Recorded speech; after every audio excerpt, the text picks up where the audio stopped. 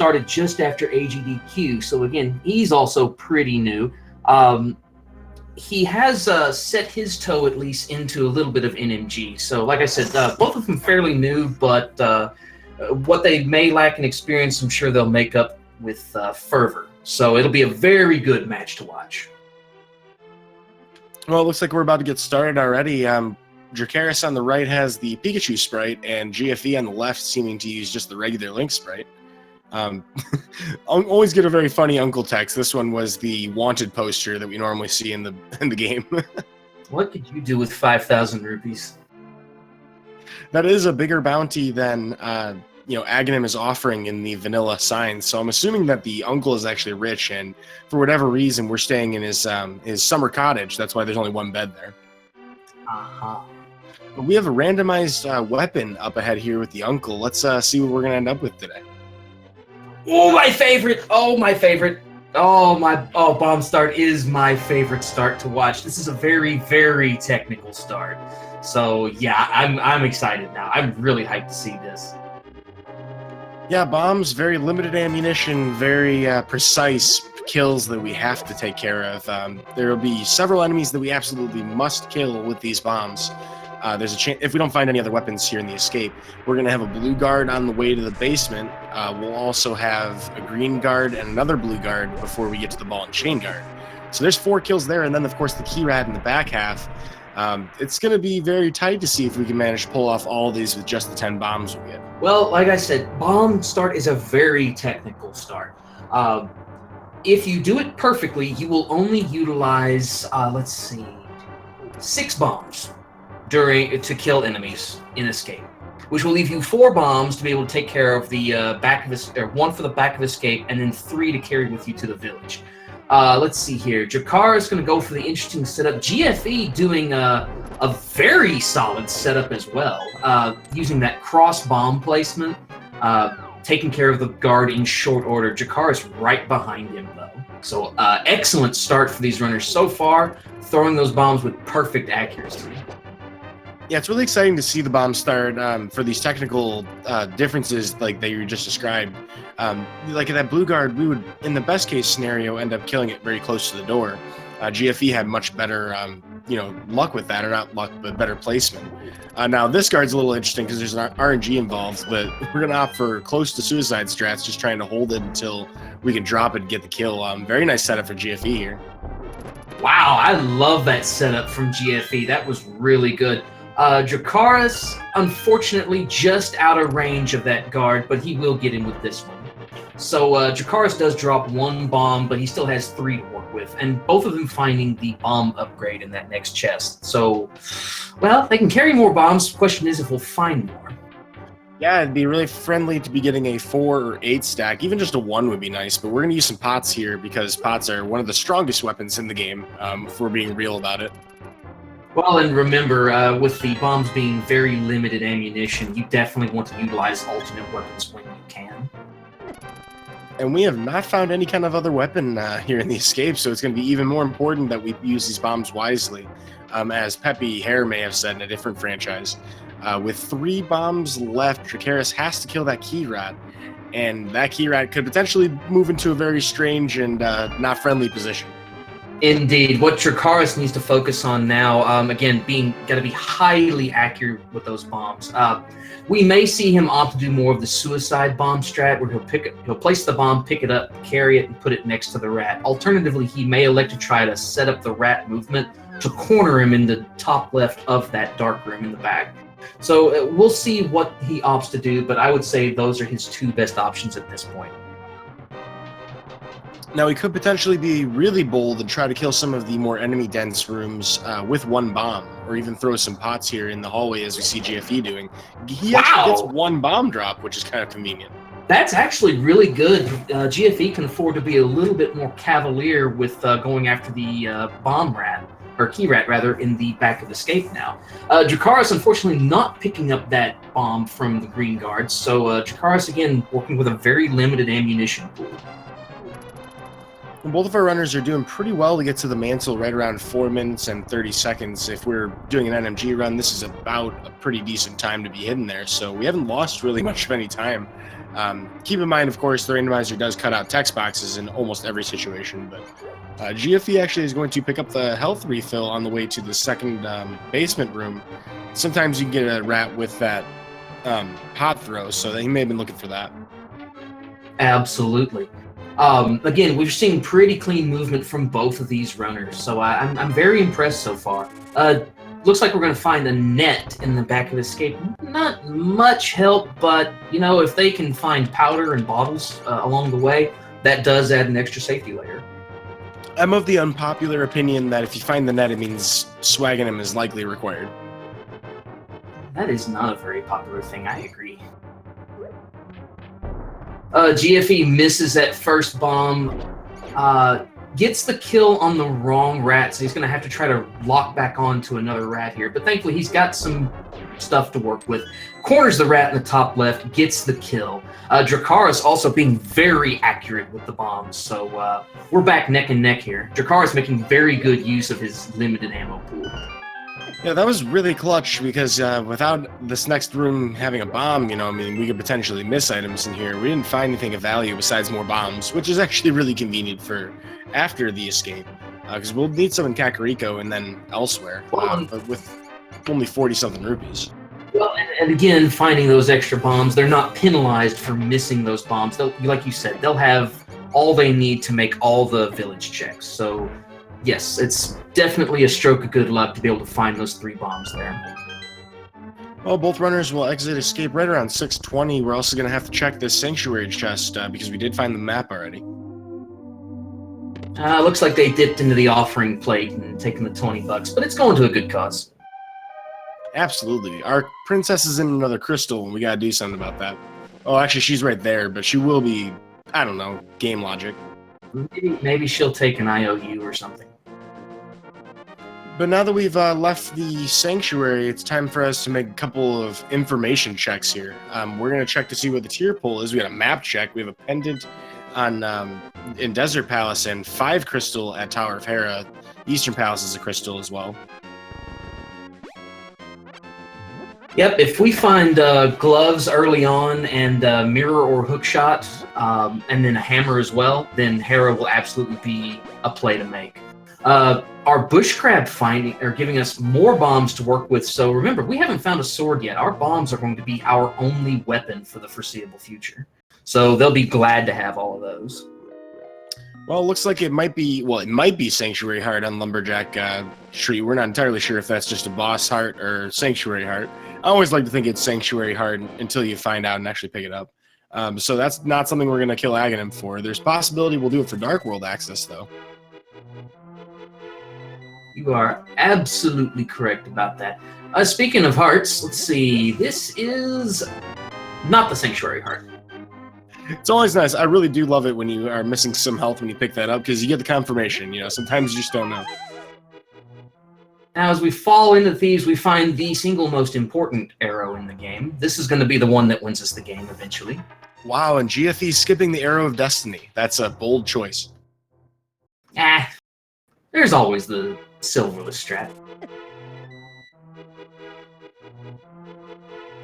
Now, of course, again, we are very, very light on progression so far. What do you expect our runners are going to run into in the village? Well, so there's a number of things that would be really exciting to find. Of course, a flute's always good, but I get the feeling we're going to find either a hammer or a hookshot here. We will just have to wait and see. Looking at their bios, I know that Dracarys loves finding the mirror and the ice rod early. Probably because that ice rod is notorious for trolling players, because logically it can be anywhere except Trinex. And I know that GFE, he really likes flute and boots early, obviously for the mobility aspect. And for the alliteration, I admire that a lot, but we already have the mirror, so that would have been even more handy in the escape, but not a problem. We're definitely happy to find it. That's one large troll that we get to avoid. Oh, yes. And the mirror also is a very handy piece of movement tech because it allows quickly swapping between Light World or Dark World and Light World. So, yes, some people don't think of it that way, but the mirror is absolutely vital to efficient movement. Well, our runners have fallen step by step to the exact same directions. We're going to check the well next. We'll throw a bomb while we're opening this chest because Power Glove and a little bit less weighting, so that's a great find. That's going to be part of our Dark World Access kit.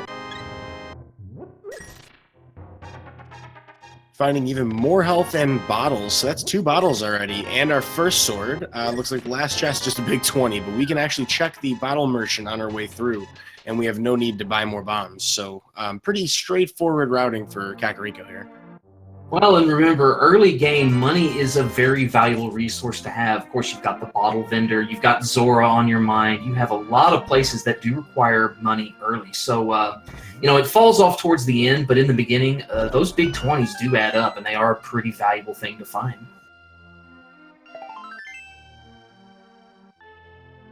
Well, Chicken Shack has a little bit of love for us today, and possibly a good meal. We're going to check a little bit further, though, because we still have the Tavern and the Sick Kid, who are both available to us. It's always nice finding those bottles early because you go ahead and get this check off of your plate. Speaking of bombs... Yeah, we are replete with explosives. C4 being a very common thing here in Hyrule. You'll notice every single boss is equipped with it. Oh, yeah. Of course, thankfully, finding that sword early, we have a weapon that does not depend on ammunition. So the bombs at this point are going to be more for exploratory purposes and for movement tech. I mean, you've got several bomb jumps that are available to you pretty early on. So it's always nice to have a few. Yeah, for the longest time, I didn't realize that you can actually destroy bushes with bombs, and you can use that to save yourself a little bit of time on the way to Lumberjack Cave. When I found that out, that just absolutely destroyed my sense of how you're supposed to move optimally. I suppose you could do it in the race game as well, but with the red meringue, obviously they don't want lag frames. They're going to skip that completely. You are correct. GFE committed to it blindly. We'll see if GFE goes ahead and picks up that red boomerang. Looks like he's going to opt to do that.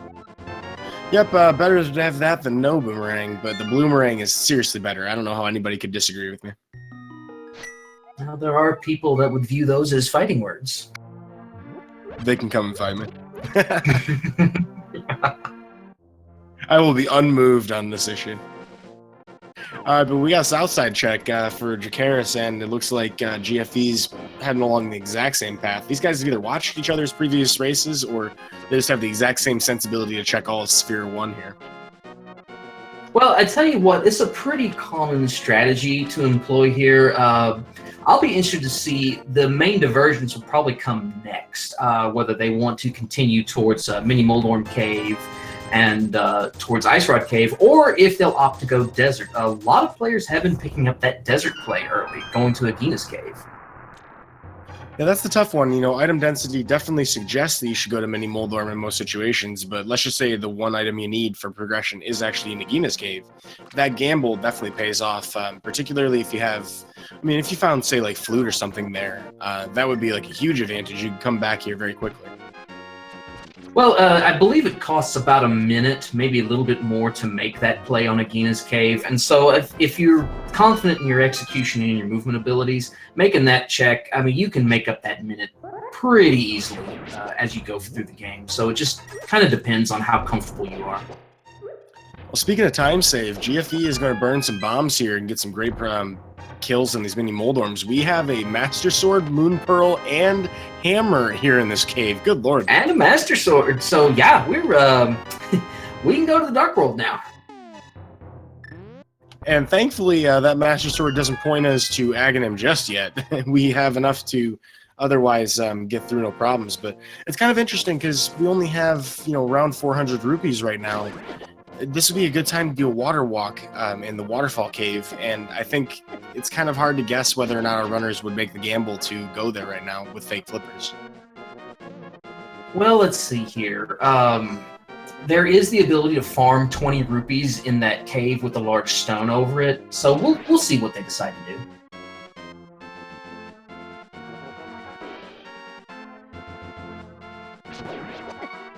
Oh, GFE's going to have to be very careful, though. Thankfully, he does have a fairy, but yeah, those crabs are nasty. Yeah, they're one of the few enemies available to us early in the game that can do 2 hearts of damage. I believe there are 3 different enemy types in the overworld for Light World. We find a shovel, though, here in the Ice Rod Cave, so the fetch quest has begun. Who knows how long this one's going to take us? Well, it looks like GFE's not going to opt for fake flippering, but with that shovel, if he makes that clockwise route in the Dark World starting at Hype Cave, that's another check he can make right away. Interestingly, it looks like he's opting to go straight for shovel. I wonder if he forgot he's got Dark World access. And it may have also been, looking at the rupee count, I mean, Dracarys is a lot closer to being able to afford Zora, so, I mean, doing this water walk here might have looked a little more appealing for him right now. We're going to find out immediately what Shovel and Waterfall Cave have, though. Wow, there's your money, and there's your bow. So that went about as well as that possibly could have gone for Dracarys. The only thing he's missing at this point are flippers. If Zora has those flippers, we can get both of these items, but that's a little unlikely. Well, one of the things Dracarys is going to have to be very careful about, if he starts looking for the flippers and that becomes his only item that he needs, he's going to have to remember that he cannot find them in places that are logically locked by the bow. That's the one thing you have to be very careful about with sequence breaks. And there are quite a few different places where you could potentially be locking something behind the bow, particularly bosses in certain dungeons. Eastern Palace available pretty early on. Very interesting to see that nobody has gone to Eastern just yet. Dracarys potentially looking for that right now, taking the Link's House start point. We're not sure just yet, though. He may be heading towards Dark World. It almost seems like he's going to do Hype Cave. Yeah, and I agree with this play just because, like I said, he's got the shovel. He can efficiently route all the way into Digging Game. And with the mirror, he can mirror out into the Dark World. Oh, hang on a second. We've got a map check here. Looks like Pod is Green Pendant and Swamp is a 5/6 crystal. That's all I caught. Yeah, I happen to be looking away from there right at that moment, but we'll see Dark World before too long from GFE, I have to imagine, because he is heading towards the top and he has the mirror, so he can access Hera right now. Yes, he can, and with the hammer in hand, he will have access to the Light World part of Death Mountain. Although we should note that this is a sequence break without the lamp or the flute. Well, we're not finding much but love and a little bit of cash here in Hype Cave, and Spectacle Rock inside has just some cash looking like it, and some bombs. So nothing of value here on Death Mountain just yet, but GFE will have the opportunity without a fire source to at least check Hera, see what we can get out of it. Looks like Dracarys possibly making the pod play. With the mirror, he can route Pod and Eastern together. That's actually really, really good routing on his part. Well, Andy can also check Saharsalarsh's hut, so we have quite a few items that are available to us. It might be wise to do that before going into Pod, actually. I expect that he will. Again, pointing back to the fact that the mirror opens up so much movement possibility between the two worlds. This right here is, as far as routing locations together, I like this play. Well, GFE finds a big key here early on in Hera, so that means we can continue up the tower. This is one of those 5. This is the 5 crystal, so definitely worth it to be finishing this out. Wow. Tempered, already at level 3 sword. Boy, Dracarys putting together quite the offensive capability. Yeah, that was a fantastic decision to take that portal, and assuming that we don't have any weird warp issues here in the maze, yeah, he's going to head right into Palace of Darkness with pretty much more of a sword than you would normally have playing through this game, standard way. So plenty of money for Kiki as well, pretty much spending all the rupees that we're going to have to spend outside of chest and digging game. Well, yeah, you're right. There's just a few other places that Dracarys can elect to spend money, and those are more than likely going to be optional. Something I'm going to be on the lookout for, if Dracarys has practiced his dark rooms, again, I cannot emphasize this enough, he can fully clear both Palace of Darkness and Eastern. That gets you a green pendant and a crystal, and Sahasra is right in the neighborhood. Again, I really like this play. Well, it turns out that everything worked out for not even being bow locked in Palace of Darkness. But another interesting story here is GFE found the hook shot in the big key chest here in Tower of Hera. So that's a great find here for the mountain. We have quite a lot of the world available to us. If he finds the other lift upgrade here in Death Mountain, that's a really great exploratory advantage. Absolutely, it's in the same vein as what Dracarys has. It opens up a lot more movement and a lot more efficiency as far as with his checks. Always nice to be able to cross off all this. It didn't seem like GFE was going to sit around and wait for Moldy Worm here to, just bowl himself over. He was absolutely going to go right for his throat for that crystal. So GFE having no falls here in Tower of Hera, very nicely done. I'm wondering if Dracarys is going to attempt a bomb jump here. Do you think he will? I don't know. I'll have to wait and see if he does try the hammer jump. There are a few obscure jumps here in Palace of Darkness, some that save time, some that are mostly swag, but that's the biggest one.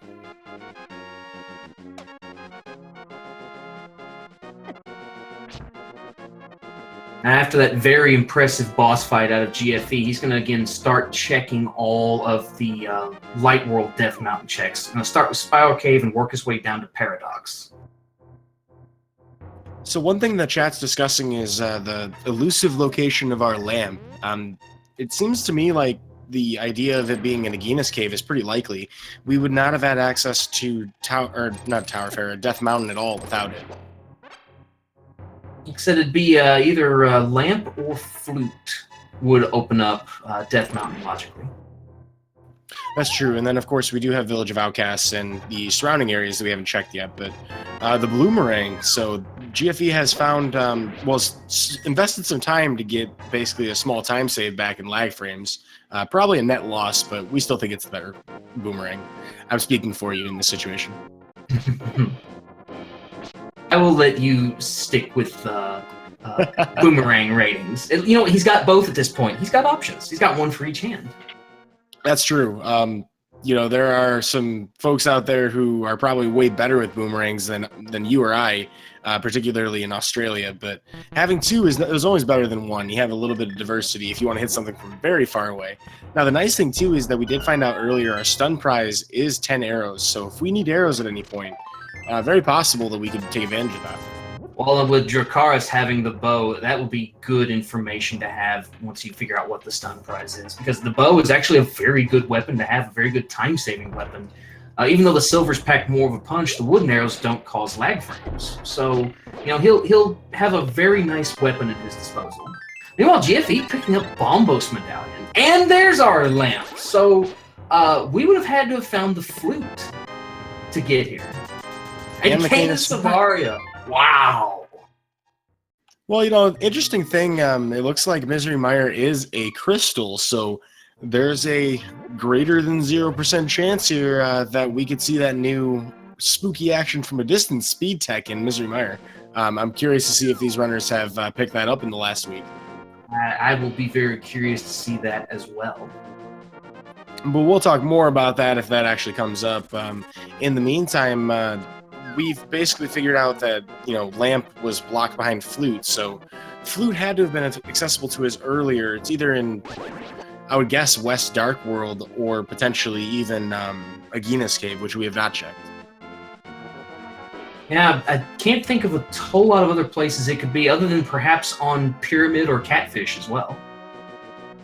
That would be terrible if it was at Pyramid and we had to do it that way, but thankfully our runners do know a lot about Dark Rooms. Dracarys getting his other fetch quest, the Mushroom, can potentially do Fake Powder actually now, if he wishes to check the Magic Vat later on. Interestingly enough, Dracarys opting not to finish Palace of Darkness.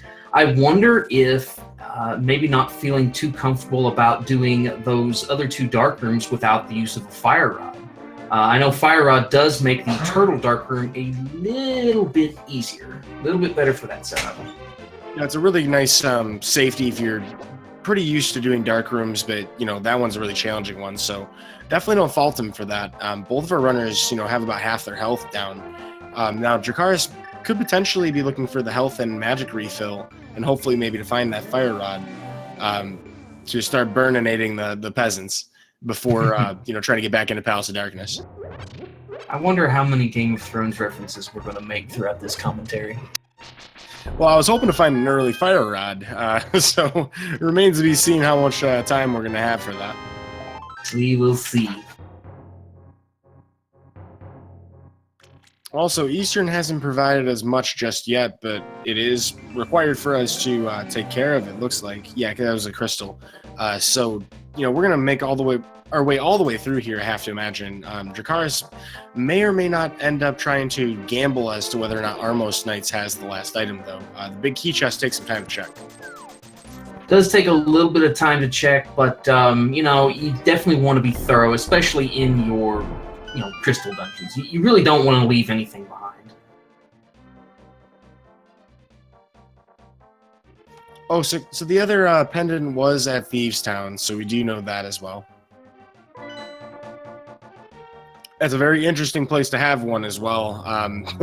Thieves Town, not exactly a friendly place to have to full clear if it happened to be the item on blind or something like that. But we have pretty much everything we would need to check it, so when they do make their way to Village of Outcasts, I think most runners out there would probably end up, at least making sure they get all the items out of there. I would be inclined to agree with that. Well, there's going to be a lot of dark rooms here. Palace of Darkness is going to live up to its name shortly. We'll see if GFE is comfortable with that navigation. Dracarys is doing really well to get through the Eastern Palace. Right side dark rooms, has completed all of those now. He's going to head to the damage skip room. Well, I will say the Eastern Palace dark rooms are fairly easy to pick up. I have noticed a lot more runners adding more darkroom movement to their repertoire, which is really good because once you have that knowledge, it can be such a massive time save. So interesting enough that Dracarys has so fewer items compared to GFE in the same relative location of the world. I'm wondering if Dracarys is going to make his way up to Death Mountain anytime soon, or if he's going to continue to try to only, explore based on the sequence break he's already made. That's a very interesting question. I'm really not sure what they're going to do. But we do know that Dracarys is comfortable with dark rooms. He is opting to do some pretty interesting strats here in the Gifted with Greenies room, figuring out where it is based on shooting a couple bows, but almost having some difficulty. He does get the keys, so he's going to get through there no problems.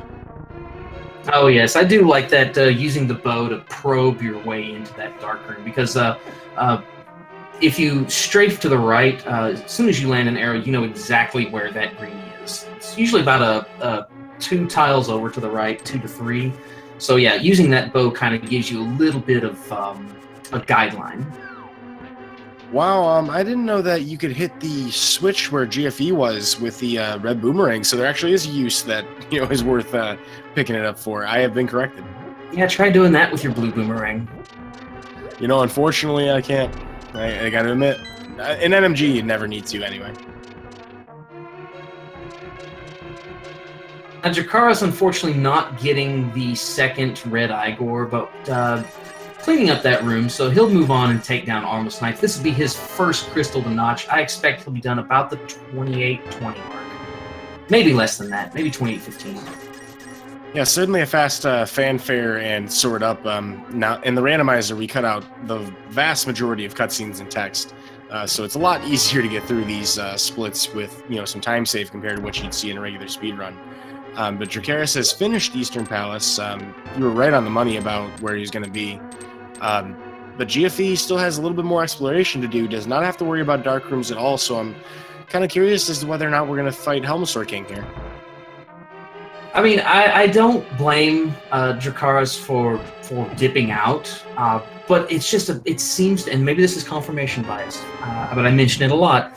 Green pendant dungeons seem to have a lot of weight behind them, so it almost seems like it would be a solid play if you went ahead and finished all the way down to Helmasaur. But it's Randomizer; it could be a totally incorrect move to make. You just never know. Yeah, that's the tough thing is, hindsight for us, on the commentary couch and, of course, in the audience is going to be 20/20 always. We're going to know eventually what the right play was. But our runners oftentimes have to make some decisions that there is no, best call until you see it. So, you know, they're going to have to be working a little bit in the dark on that regard. Mm-hmm. Oh, wait a second. I'm a moron. GFE doesn't have the bow. No wonder he couldn't go all the way down. Oh, that makes entire sense. You're right. He did not do the sequence break. Good and catch. unfortunately, that means he's going to strike out here at Eastern Palace, too. So that's going to put him a bit behind Dracarys, simply because of having the double dip.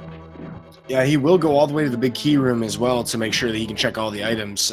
Because if he can find out by process of elimination that Armos has nothing, he's not going to feel bad about missing that, you know, for an item standpoint. But that will be rough because, you know, we just will have to do a double dip to get that crystal. Nice thing, though, is we have that hook shot, so we can actually get this item a little quicker. Yep, he will save a little bit of time, at least as far as not having to do the full right side of Eastern.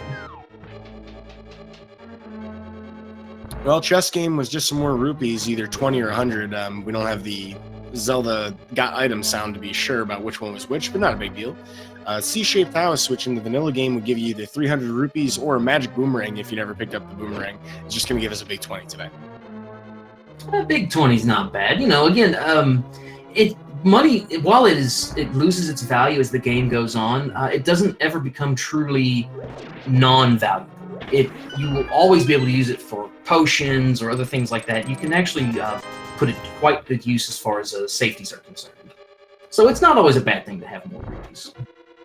Yeah, and when we eventually get our flute, that's going to make stocking up right before, say, like Ganon's Tower. And we'll see at some point, you know, when you have this many rupees, you're very likely to buy potions when you're in the neighborhood. So I imagine they'll probably do that when they turn in their mushroom. When they do that, though, who even knows?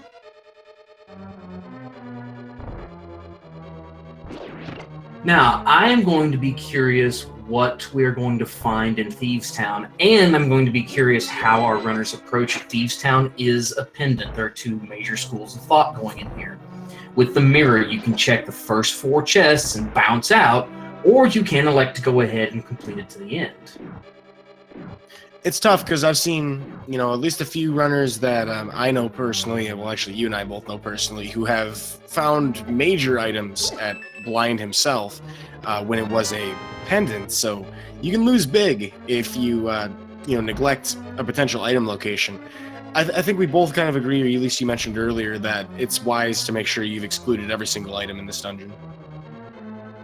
Yeah, you want to make sure that you're being thorough, but also, you know, I can see where if you make that play and there's nothing back there, you've lost a whole lot of time. I mean, but it also depends on, you know, and this is where metagame comes in. If you know your opponent is very thorough, you can afford to be thorough as well, as long as your execution is better. And on the contrary, if they're not, you know, you also might not want to spend more time in that dungeon. Right. If your opponent is likely to not check all of that, then, you know, again, it comes back to 2 main schools of thought. You can either elect to go ahead and full clear the dungeon, and if you find something, you have a definite advantage, or you can elect to not clear, you know, past the first 4 chests in Thieves Town, for instance, and if you know your opponent's doing the same, as long as you execute it faster, again, you still have an advantage. At the very least, it's time neutral. Yeah, and the very few digs here for the dig game getting a big 20 is definitely something that's good news if you're not going to spend the time on it, because, you know, it's not going to take too long to do. But not yielding anything. It looks like GFE is going to do that fake powder we were talking about. Ooh, I'll be interested to see if this pays off. Yeah, it's sometimes, you know, it's either really great or it's absolutely terrible. We're going to get a Cane of Brian in Cave 45, and the magic bat today will be... I hear you like bombs. I hear you like the ability to carry more bombs. And Coding, which you're asking why GFE depleted all of his magic, it was so that he could employ that fake powder technique. If you activate the Cane of Samaria with 0 magic and you switch to the mushroom, provided it's in your inventory... Oh, hang on just a second. Let me hold that thought.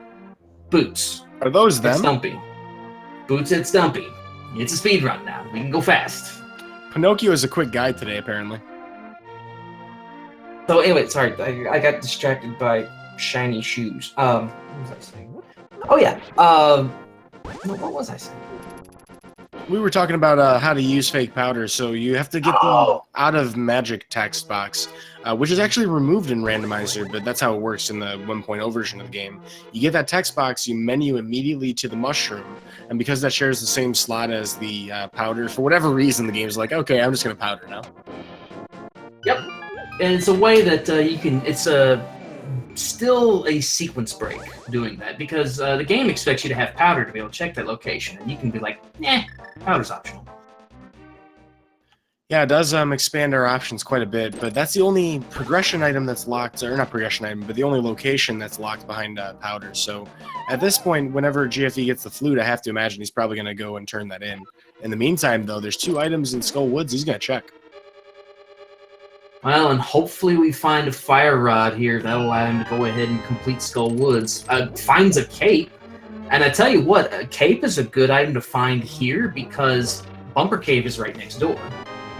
And that is one of the most easily neglected locations as well, so I'm kind of curious to see if GFE is going to remember that immediately leaving this dungeon. This is probably the best case scenario for remembering that location. The only bad thing is that he will not have boots, so he will not be able to make that full west to east check of the Northern Dark World. Whereas Dracarys, when he finds the cape here, is going to be able to route all 4 of those locations together. Although I think he's already done Bunk Rocks. Yes, he just did. I think it was 300 rupees. Yeah, this is a cash money seed, though. We have found every single 300 rupee drop, I believe. Better to have too much than not enough. Yeah, at this point, we can buy more than 5 blue potions, so it's definitely a very safe and comfy place to be. Oh, yes. Now, GFE, this is going to be the last possible place he can check in Skull Woods without having that fire rod. Which means that it'd be a very hilarious place to find the fire rod. It would indeed be a very funny place to find it. Yes, GFE has remembered that he has the Cane of Samaria. Yep, and he also found that magic decanter, so he was able to put it to good use. Just a small key. He's going to go ahead and pick up this full decanter here behind this bombable wall, and this will allow him to fully refill his magic. So I like this. You always want to be resource plenty. You don't want to starve yourself on magic, if you can keep from it. Yeah, that makes sense, because, I mean, it might be a while before we kill a boss, and you don't want to rely on that drop. Although, for all we know, we might end up seeing, like, a full magic drop any second now, of course. Indeed. Real quick, before we get to Bumper Cave, chat, if you do have any questions, if you're fairly new to Rando, feel free to put your questions in. If we can't answer them, I'm sure we have several experienced runners in chat. You will get an answer to those questions, so please do not be afraid to ask. Yep, we're always looking for more folks to play Zelda Randomizer. Interesting enough, we found 10 arrows at the Bumper Cave, so that's not going to be too much of an issue for us today. But yeah, the whole community is very helpful. There are tutorials out there, and I recommend checking out the Link to the Past Randomizer Discord, which has a smorgasbord of resources that will make you a faster randomizer player if you're looking to competitively play this. All right, there's our fire rod. There's our fire rod. All right, so Pikachu has evolved into a dragon. Dracarys is going to be taking advantage of that pretty quickly to start burninating the peasants, as we talked about before. That's an old school Trogdor reference if folks out there haven't read up on their ancient memes. Let the Game of Thrones references commence. We'll see if GFE can hold him off. Well, we have that riot shield, so I mean that's going to protect against more than just fire in this situation. At this point, though, we get a little bit of a high five. That's the first one we've seen pretty much all run since they left Escape. Well, now with that fire rod in hand, the smart play, and I think both of these runners are going to do it, they're going to go ahead, go back here, and cross Skull Woods off. I mean, and it's a straight shot to the back because they've already... Well, no, wait, they've only found 1 item. They haven't found 2 items yet, have they? That's correct. You're talking about Skull Woods. Yeah, they're going to head to the back of Skull Woods at the same time, it looks like. Dracarys a slight advantage as far as, seeing what's going to be there first. But this is a crystal, so we're going to go all the way to Mothula and burninate him. Indeed. You know, very funny to me, though, that 40 minutes in, Dracarys is still not going up to the mountain. For a dragon, kind of surprised that we haven't flown yet. That'll come soon enough, I'm sure. Question is where. Again, I'm like you. I have a sinking suspicion that Flute is in Agina's cave. It's sure looking pretty likely at this point. You know, Fire Rod would not have been... I'm trying to think of the logic route that gets us to this Fire Rod to check the back half here, because if it wasn't locked behind the lamp in any way... gosh, was it? Lamp was on Death Mountain, so logically speaking, you would have to find the Flute first. Yeah, I'm trying to think. Mirror wasn't lamp locked, was it? Mirror was in Mini-Moldor. Yeah, Mirror was early. Mirror was the village, Takarico. Yeah, so it's possible that we could get that Fire Rod without having the lamp, so it could still be on Mothula here. Now, Dracarys is only going to have enough ammo for one shot of fire, but having that tempered sword, Mothula will go down quite quickly. It only takes 4 slashes to bring him down. And I do believe that Dracarys has a fairy, so he can afford to be a little reckless, but you know, ideally you don't want to use those safeties unless you just have to. Yep, it's always going to take us a couple of extra seconds to do the respawn animation, so if we can avoid that, that's always nice. But right now, Mothula is not being a friend to Dracarys. He's being a bit of a jerk. Oh no! And there's the... Thankfully, he's got a fairy. Pikachu had fainted, but with that not a max revive, just a regular revive, we'll get back into the fight, but Mothula's still being a jerk. He managed to get him once he hits the center of the ring, though.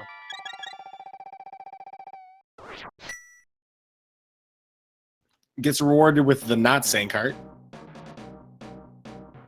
Yeah, he'll get the equivalent of a Sankheart at the end of this dungeon. Absolutely, yeah. So kind of funny that works out that way. So it's looking very much like you were right about the flute. I mean, I tried to think of other places it could be, but if we don't have those Titan's mitts, we're running out of spots besides Agina's cave. Yeah, I mean, we don't have the book, so, I mean, a book could be in Agina's cave, which would lead to Desert Palace, which could be in there, but, yeah, I mean, I would say Agina's cave is either going to have progression of the flute, but I could be wrong.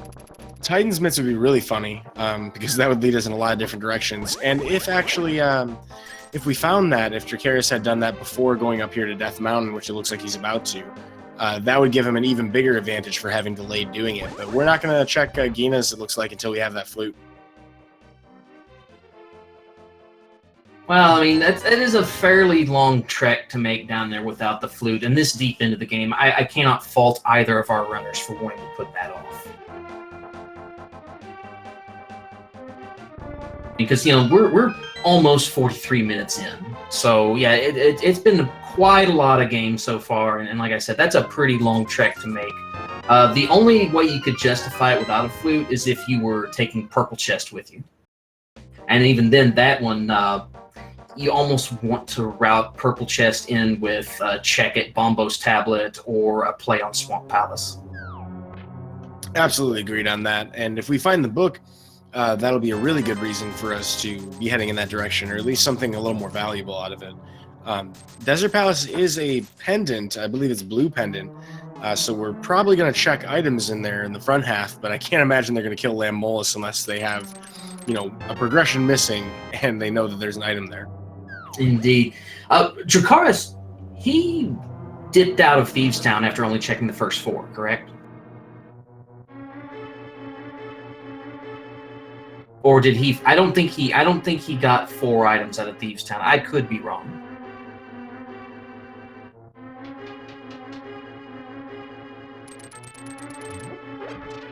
The only reason I ask that, if he did not check all 4, if he did not get 4 items, and GFE makes this play, which he's pre-selecting the mirror, so he's probably not going to, but I mean, progression could be in the back of Thieves Town. Could absolutely be in the back of Thieves Town.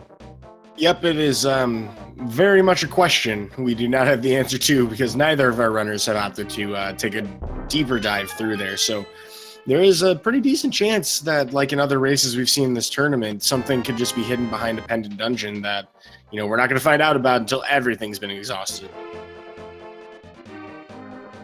Well, and again, I mean, it could be nothing, but then there could be something. It's just, again, the nature of rando. Well, there are other sequence breaks available to us. Once we find that Titan's Mitts, we can do a fake flipper into ice if we wanted to, but we don't have Titan's Mitts to pick up that rock yet. Dracarys is going to find the hook shot in just a moment, but falls actually in Hera. Oh no, and that's a 2-floor fall. That's a fairly big time chunk right there. And you can tell a little bit of frustration setting in on that, and I can't blame him. I've been there enough times. It's not fun. Yeah, there are very few people out there who would honestly look anybody in the eye and say that they never fall in Hera.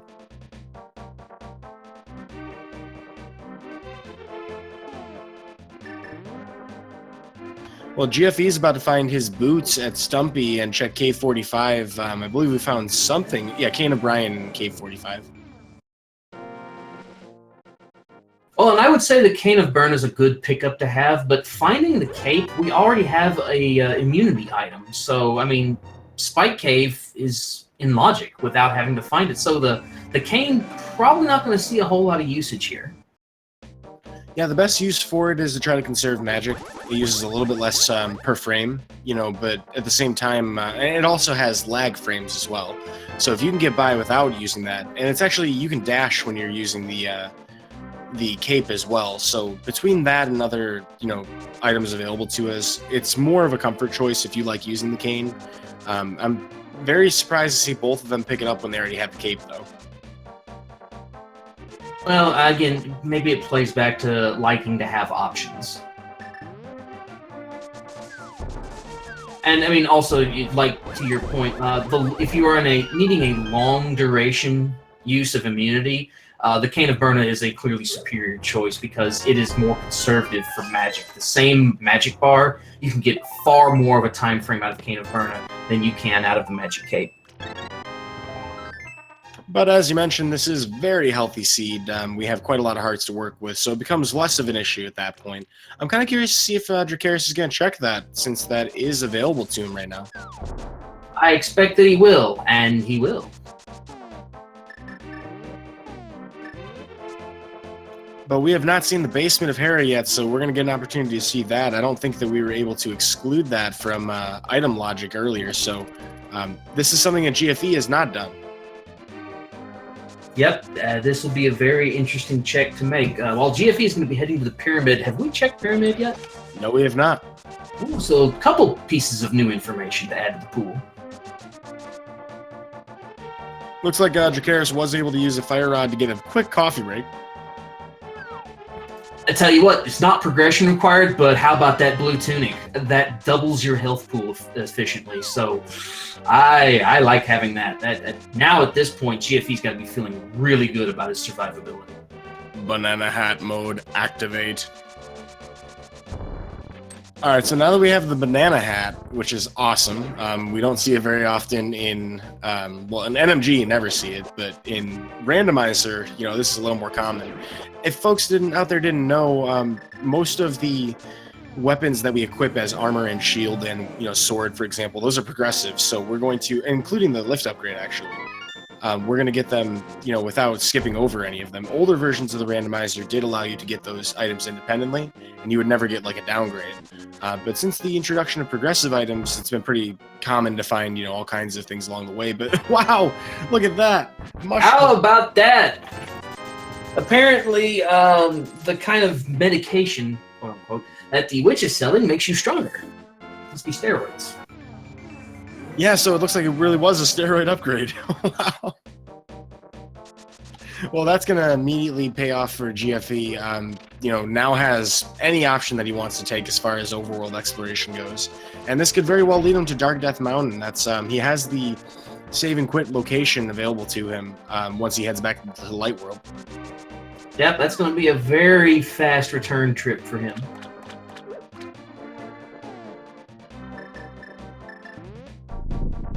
It looks like he's setting up for that, well, almost set up for the quick warp, but definitely going to mirror back the light world. Finding the flute, a catfish. Oh man, what a pickup! Northeast Dark World, available to both of our runners for quite a while now. Really being a heavy location to find things. Well, I tell you what, GFE's gonna still doesn't have the flippers, but may elect to set up a fake flipper. May not, but if he does, well, he'd pick up the bow here. That would be a massive swing in his favor. Yeah, that being said, we have not picked up that bow, and he doesn't have those flippers. I'm not sure if he knows the fake flipper setup on this side. If not, then he may actually overlook Waterfall Cave for a while. It would be very advantageous to try and do it now, though, knowing that you wouldn't have to come back here whatsoever, but he's going to save and quit out of there. Yeah. I mean, he still might elect to do fake flipper, but yeah, I don't know. So that could end up paying off big time for Dracarys here, which, you know, in this situation, Dracarys is quite a bit behind in terms of overall exploration with, like, you know, Dark World, Death Mountain, you know, and Light World, Death Mountain. Having just completed basically what was available in the Light World, Death Mountain, finally, GFE is going to check the King's Tomb, though, and those other bonk checks. So looks like they've pretty much evened up as far as their checks go, and Dracarys is on his way towards Catfish, so this will even up considerably in just a few minutes.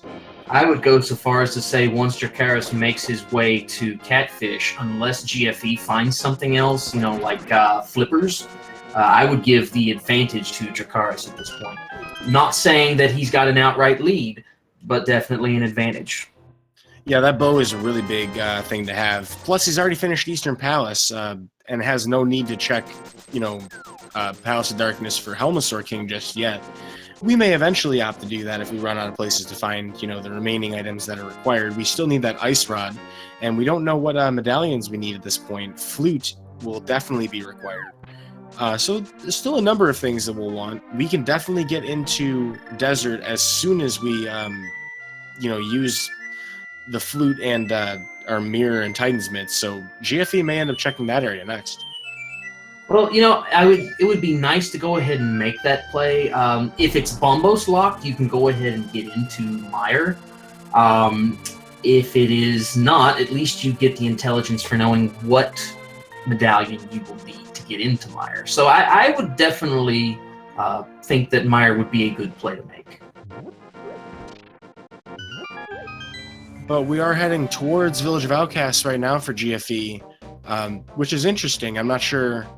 He's definitely putting off the Mire area check, but I'm trying to think of where you would go in this situation. He might just be diving back into Thieves Town, but no, actually, he's going to do the Blacksmith Chain. Yep, I expect we'll see that, and now having the flute and the mirror, we're probably going to see him check Purple Chest as well.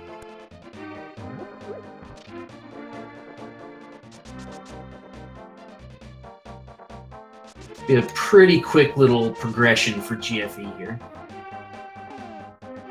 Oh, okay, so I was looking at chat kind of flipping out a little bit about Dracarys not checking Mushroom, and then, of course, we realize he's using his flute. So he could go back to 2. Really hope he does, because that would be a big miss.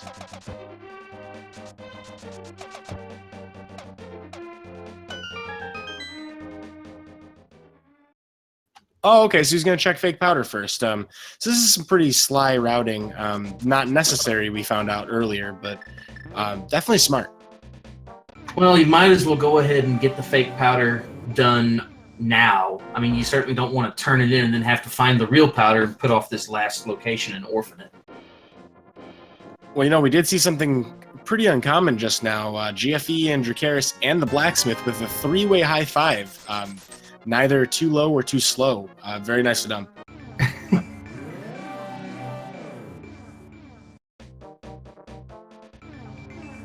Well, with Purple Chest, we could potentially be getting a Bombo's tablet if we had that book, so we're going to take that to the desert right now. Where we go from there, who knows? I expect we will get a Nagina's Cave check while we're here. Maybe not, but maybe so. Another non-sank card. Yeah, that's true. We do know for sure since we did not get that full heal. And then chat can take a collective sigh of relief. We are going to find those Titan's Mitts at the mushroom for Dracarys. So with that knowledge, he's going to actually refill his magic and stock up on potions like we talked about before. GFE now has access to Mire Shed, and we find out Quake is required for Mire. Okay, so no immediate access to Mire. However, it is possible that we'll find Quake here in the immediate area if strange things have happened.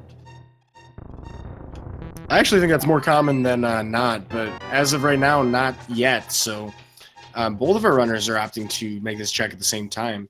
Since we now know that we can't enter Mire right away, a couple things become irrelevant. That whole setup for that one glitch we were talking about, you wouldn't do it right now. But if we came back here later with Quake, we could set that up. We're going to check Checkerboard Cave, though, as well, and probably enter Desert. Well, we got the book. We can do it. All right, so I got to ask, Jaxus, in this situation, do you check Bombo's tablet, or do you go right into Desert? Oh, boy, that's a tough call. I don't know. Let's see what GFE's going to do. He's going to check the ledge first. If it were me at this point, I would... Desert's a pretty quick check. You only have 2 items you're looking for, and you got the boots. It's you can get through the dungeon. I think I would do Desert check at this point. If nothing else, just a quick toe in the water. I'm inclined to agree. So I think the way that I would probably route this is I would go to Desert, then go to Agina's, since you could take the right exit if you wanted to.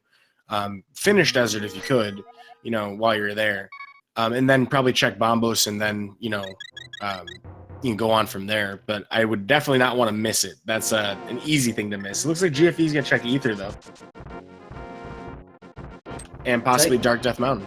Tell you what, pretty smart routing all these together. Like I said, having that book, he'll be able to get also the intelligence on what he requires for Turtle Rock. Once these Dead Rocks decide to be nice. Yep, getting Waffle Housed, unfortunately. Oh, yeah.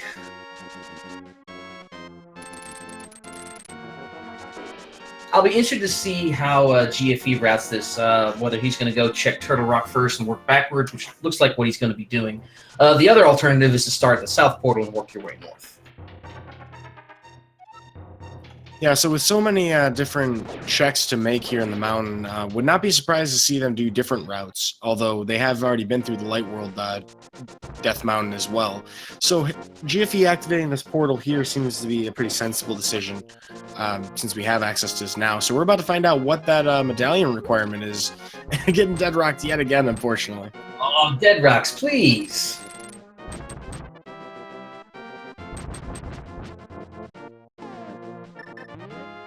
Well, we're going to find out in a moment what Dracarys' strategy will be having that book, but moment of truth, folks, is Turtle Rock going to require something different?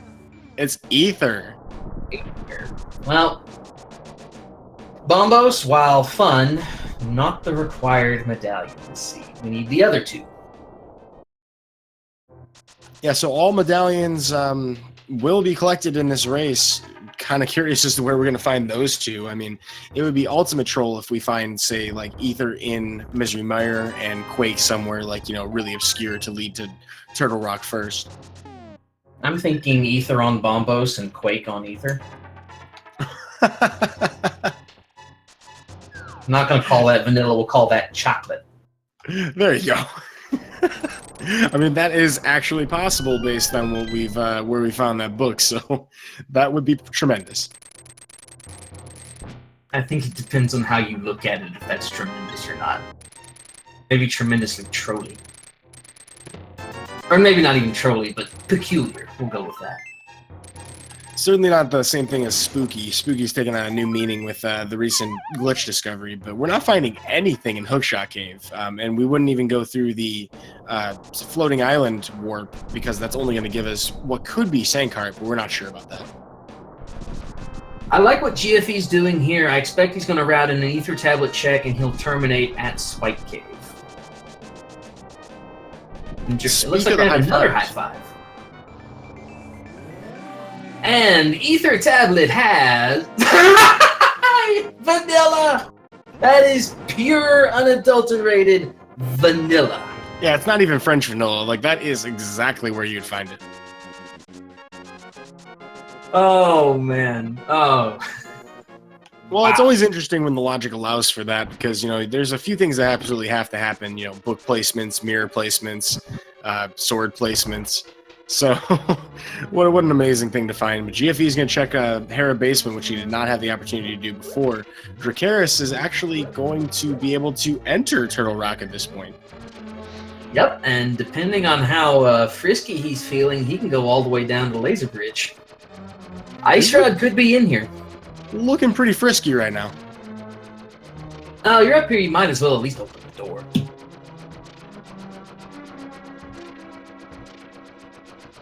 Not as frisky as I hoped. But there are still some checks to make. You know, definitely not done yet with Death Mountain, let alone anything else. I think he still has to do Super Bunny Cave, it looks like.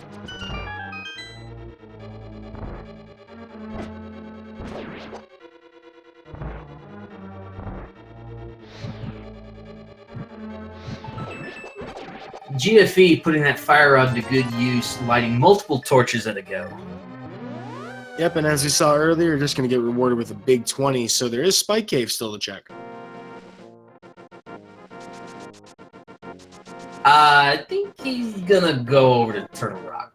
So I expect Dracarys and GFE are going to be holding hands going through this dungeon.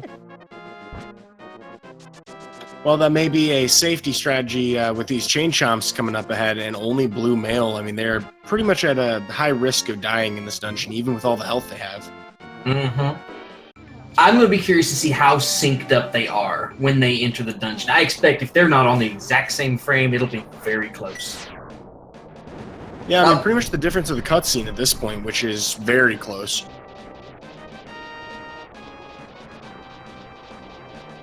So Dracarys says, I want to go first. And he's going to be getting a lot of the info for us. Well, we are about 2 rooms separate here, which is kind of crazy.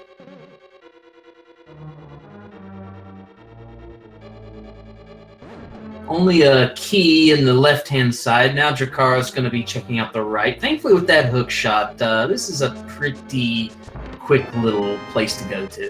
They may sync back up. Well, no, Dracarys is still going to be a little bit ahead. Yeah, just one fall in one of these platform rooms will pretty much put them back in line with each other or very close to that. Folks in chat asking about, hey, who has, like, you know, a completion advantage right now, or who's a little bit ahead, I guess you could say. There's not really much of a spread between these guys. The biggest thing that Dracarys has as an advantage is having found that bow already, which means he was able to finish Eastern Palace. But we have vanilla flippers in Turtle Rock. How about that? Vanilla flippers in their vanilla Turtle Rock location. Well, some folks do choose to leave the dungeon at this point.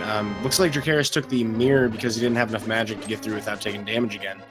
So this will actually give GFE a couple of seconds back. Well, you kind of need that full decanter. Oh, and a fall. Actually, yeah, so they're probably going to be pretty close. Oh, but GFE possibly leaving. Oh. Yeah, oh, here we go. GFE says, you got this, man. I'll come back later. This could try next for me. This could be big. This actually could be huge, depending on what is deeper in Turtle Rock and depending on where GFE goes next. Whoa! Uh-oh. Oh, no. Uh-oh. GFE, please. Uh-oh. So Dracarys immediately paid off with that decision. All we need is Quake, and I do believe Dracarys is in go mode. Ooh, oh, poor GFE. Oh, shoulda stayed. Well, on the bright side, there is a chance that this could be the French vanilla Quake medallion on Bombo's tablet. And if that's the case, then GFE does have some kind of exploratory advantage in that. But right now, Dracarys is in a fantastic position to wrap up the rest of these crystals with almost no impediments. Mm-hmm. If Dracarys also finds Quake and gets the Turtle Rock hat trick, this is going to be bad for GFE. But, I mean, we'll see. Although, I tell you what, GFE is probably not going to want to come back to Turtle Rock until he finds that Ice Rod. Sadly, it's in Turtle Rock. Well, Dracarys getting the best possible Pokey RNG, not really taking too much advantage of it, unfortunately. But, you know, in spirit, he did get through there without taking any extra damage. But we will get a Mimic Cave check as well. So there's a lot of things to, potentially get still here in Turtle Rock. You have a very good point. It very well could be Quake, and there's not so many locations left to check. GFE is going to dive into Swamp, it looks like. I would say a good saving throw for GFE. If he starts to feel behind and he gambles like back of Thievestown and Quake is in back of Thievestown, that might put it back where he's got a shot. Might put it back in his favor. That would certainly be a location that Dracarys is very unlikely to check at this point. Mimic Cave only being 10 arrows, kind of mocking him for taking the time to check it. Yeah, but the one time you wouldn't check it, something would be there. Always is, always is. And I'm sure, GFE is going to feel that way about Turtle Rock today. But the flippers do point us to Swamp Palace, and we have everything we need to clear this out completely. So GFE definitely making a good decision to go into Swamp. Hard for us to say whether or not this is going to, give us anything more than just the crystal, though. I mean, we'll have to wait and see.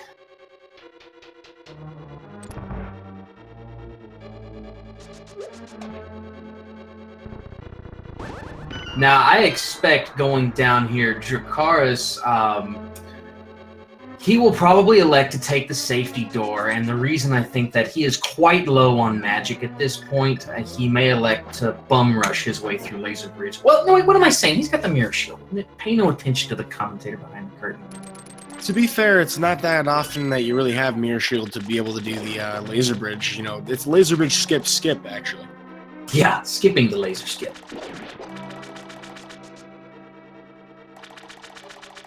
Well, first item's a compass.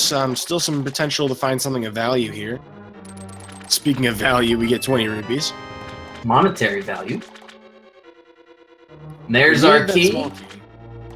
All right, what's on number 4?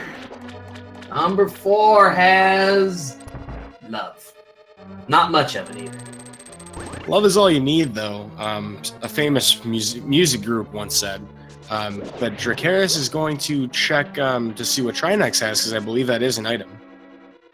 I love how you made that reference right next to that beetle. Calculated. Yes, 4 out of 10. There we go. That's like 4 more points than I usually get.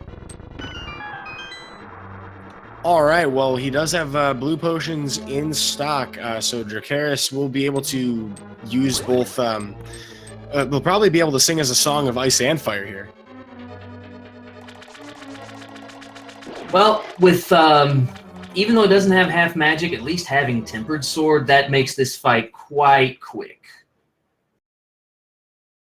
Yeah, Tempered Sword's definitely a very comfy Trinex place to be. You don't have to worry about menuing to hammer all the time. And he gets a 2-cycle there. Not bad at all to pull that off. Looks like we're having a little bit of choppiness with GFE, but it looks like he's still in Swamp, and Trinex is down real fast. Oh, yeah, like I said, having, Tempered Sword, the only way to even cheese that fight anymore is to have butter. Oh, look, and a health refill for our troubles. Yeah, it's always a nice find. Extra bottle, and it has a potion that is useful. We always want to see like a blue goo, or maybe even green if you were in a Magic Starve seed. But, health refill, definitely a good backup. And particularly if you're going to go to the more dangerous dungeons that we have left, like Ice Palace and Misery Mire. Ice Palace is now available to us. We don't have access to Misery Mire, and unless GFE finds that Quake in Swamp Palace, it's unlikely that, we're going to have access to Mire until the last second here. That's absolutely a possibility. We did not, however, check Spike Cave, so Dracarys is going to take advantage of that now. Well, let's take us a look in here.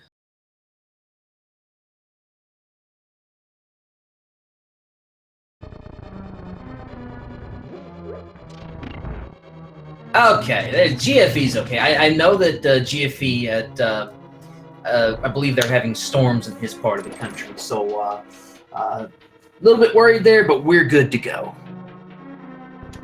I'm sure Dracarys is pretty upset about finding the single green rupee in Canaburna Cave, probably one of the costliest rupees you can get, spending quite a lot of health and magic to get there, but a save and quit will restore our magic meter, so no problems there. Swamp Palace has provided our Quake Medallion. Ah, okay, so that is good and bad. That is good for GFE to find that Quake Medallion. Bad because he found it in Swamp Palace. Because Dracarys has the flippers, Swamp is absolutely a place that he can go. So I'm kind of curious, I mean, that might have actually worked out okay for GFE because, you know, double dipping Turtle Rock wouldn't have taken much time with that Ice Rod location. It's where you're going to go anyway. So besides having to climb the mountain twice, which Dracarys has to do for Gan's Tower anyway, it seems to have worked out okay. The only thing I could see really being an issue, though, because especially if Dracarys elects to go to Swamp first, which I don't think he will, but if he does, he will enter Go Mode in Swamp, and if Ice is still on the table, he can Go Mode straight through Ice, whereas GFE might be tempted to check Ice first before doubling back to Turtle Rock. So again, it comes down to which dungeons Dracarys is going to Go Mode versus which ones GFE is going to Go Mode. So again, I'm not saying he's out of it, but I do think that this is not a favorable find for him. That's a really good point. It's almost certain that GFE would end up full clearing Ice Palace, or at least clearing most of it. He could gamble on it for all we know. But yeah, I mean, I would have to think that most people in his shoes would end up full clearing. So that's a really good point. You know, we'll have to kind of wait and see how it falls out. Yep, lots of things could send a runner on a non sequitur. For all we know, Dracarys may end up checking quite a few things before actually finding Quake in the back of Swamp Palace. He seems to have headed in a direction that's going to give him early access to, or quick access to, Swamp Palace, so that's looking likely. But GFE's going to check the Pyramid Ferry, which Dracarys probably won't end up doing unless he skips over Swamp right now. Well, and even if GFE were to find Butter here, the Butter, it doesn't provide enough of a time save over having that Tempered Sword. It does provide one, but it's not, it's not a massive time save. Yep, Buttersword time saves are going to be most pronounced in Ganon's Tower, Turtle Rock, and boss fights in general. But getting it, an hour and 15 minutes into the seed, if he were to find it here, would, exactly like you said, not be the most valuable find. A quick question, and in chat kind of touching on this. GFE, where in Swamp did he find silvers? I did not see personally. It would appear he got it on the left side, though. Either that or the big key chest. Now, again, it kind of depends on how the race shakes out. Dracarys may elect to not do left side Swamp, which would provide a space of between 30 seconds to 2 minutes on the Ganon fight. Now, in order for GFE to capitalize on that, he would have to make a play on Turtle Rock immediately. And provided those two factors came together, it would be a pretty close race.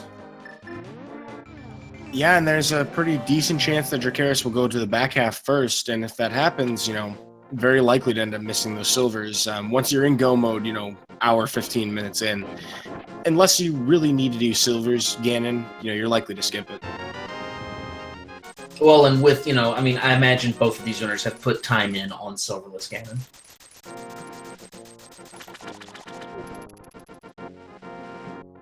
Let's see what GFE is going to do here. I suspect that Ice Palace is on his mind.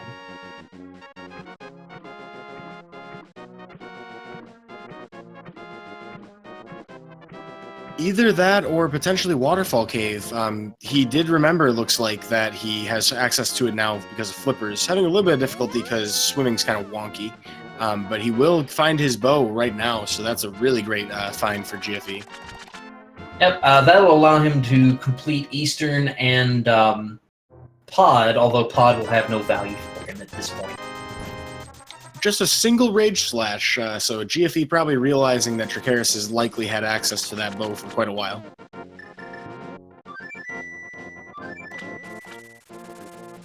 It looks like Dracarys is heading to the back half of Swamp first, and it looks like he even did the hook dash. Very nice speed knowledge for this dungeon. That allows you to pick up the pot underneath the statue. First try, every try. But he will find that Quake, so we're entering go mode right around 1 hour and 15 minutes. Yep, and like I said, this is very unfortunate for GFE. I mean, it just goes to show you that, it can happen. I mean, you think finding those early flippers, okay, I can bow out, but oof. I mean, that's very unfortunate, but not a completely illogical play. Well, at pretty much 1 hour 15 even or flat, that is our go mode for Dracarys. So, depending on how GFE routes his remaining dungeons, like let's just say he takes the gambles and doesn't, try to find Ice Rod in Ice Palace. This is pretty close to even if that's the case. GFE would have spent a little bit of extra time here in Eastern. So it really just depends on what kind of gambles our runners make. But as of right now, I think pretty much all of us can agree that Dracarys has an advantage. He certainly does. Like I said, the longer GFE puts off going back to Turtle Rock, that advantage only grows. I mean, it's important to note that Dracarys is going to have to be comfortable with Silverless Ganon. Otherwise, he may, that could also play a factor into this race because, again, GFE has those silvers. On the surface, again, that provides anywhere between 30 seconds to 2 minutes of buffer. But it could be more depending, like I said, on Dracarys' comfort level. I'm trying to think of a lore explanation for why a dragon wouldn't like silver. I can't help you on that one. But so with using the Fire Rod strats to try to get a fast kill, Dracarys unfortunately unable to burninate the one-eyed pirate Argus, but will finish off that fight. And GFE's doing the fast kill for Armos Knights with silvers, so this is actually very close in terms of total dungeons completed. They're almost tied pretty much. Oh, and GFE will make up a few seconds off of Dracarys here. And of course, GFE also hasn't done Turtle Rock, of course, but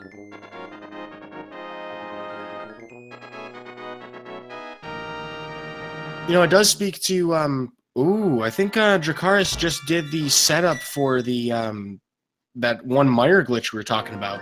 So there's been some speed tech that we've discovered in the last week. Have you heard much about it, Jaxus? I have heard a little bit about it. Gesellschaft and I were kind of discussing it the other day, but I didn't pick up too much on it. So I'll have to take a listen. You have to explain this one. Yeah, keep an eye on some of the items here in the dungeon because I'm trying to avoid getting long-winded about it. But the idea of this glitch, we call it spooky action at a distance or a whole bunch of other names. Some people like Mire Rod. That's also one of my favorites. How this whole thing works is we're going to mess with the altitude variable for certain sprites. There are 10 sprites that you can display on the screen at any given time. Most items have a default slot. Kena Samaria, for example, is slot 4. Same thing with Fire Rod. The Fire Rod doesn't normally use an altitude value, so we can use that to shoot through some walls later on. And how we do it is we use like the duck when we flute into that Mire portal. We use the height that the duck is at on screen, and we manipulate that by picking up the rock to force the flute to use a certain slot. And later on in the dungeon, when we use the Kena Samaria to go through the basement, we're going to do a quick little dash to kick up some dust, which also is a sprite slot, to force ourselves to use that altitude value again when we use the Fire Rod. This will allow us to kind of offset where the splash damage goes, because the regular Fire Rod shot, the projectile will work normally, but the splash damage will hit through walls, actually, because of that altitude variable, which is normally never used for Fire Rod. So we call it spooky action at a distance for that reason. It is kind of spooky how you can hit something through a wall. It allows us to skip the bombable wall completely. That's an absolutely amazing bit of tech. It just goes to show you, I mean, Link to the Past has been out for 25 years at this point, and still finding new tech. I mean, that is absolutely amazing and mind-blowing in my opinion. And shout-outs to our community, not only for Rando, but for the Link to the Past community as well. I mean, just constantly on the hunt for new tech. I mean, that is just phenomenal. Well, so I didn't see the setup there. I'm not sure if Dracarys is going for it right now. There is another setup that he can do by just simply throwing a Samaria block into a hole up ahead, but it looks like he isn't going to try to implement that tech here today. That is a shame, because boy, I sure would like to see it. But otherwise, he had the setup. He could do a little quick dash right before placing that Samaria block, and he would have been able to shoot the spike in the first room, the first dark room that had the crystal switch, and that would have hit the crystal switch above him from a distance. And then he could do the same thing in the room after that. So we're not going to see that out of Dracarys today. We'll see if GFE remembers or knows how to pull that off. There are tutorials out there. Joe D'Amelio made a really nice one for a relatively free setup. I recommend everybody check that out.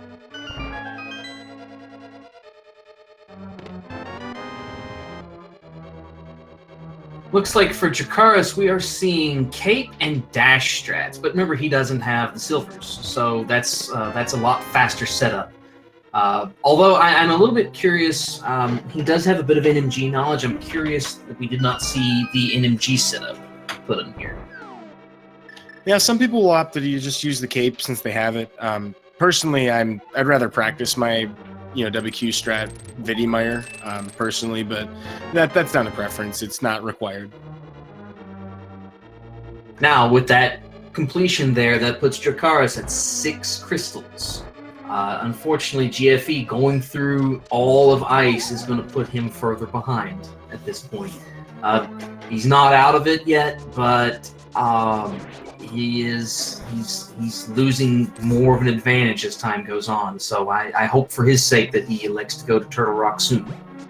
Yeah, it certainly seems at this point that it is Dracarys' race to lose, down to just 1 crystal left, whereas, GFE full clearing everything. Will probably end up full clearing Meyer until he finds those 2 items, which will take some time. Yep. But both of our runners are in Ice Palace. We're going to see right now, actually, just how much of a difference it is to go mode this compared to full clear.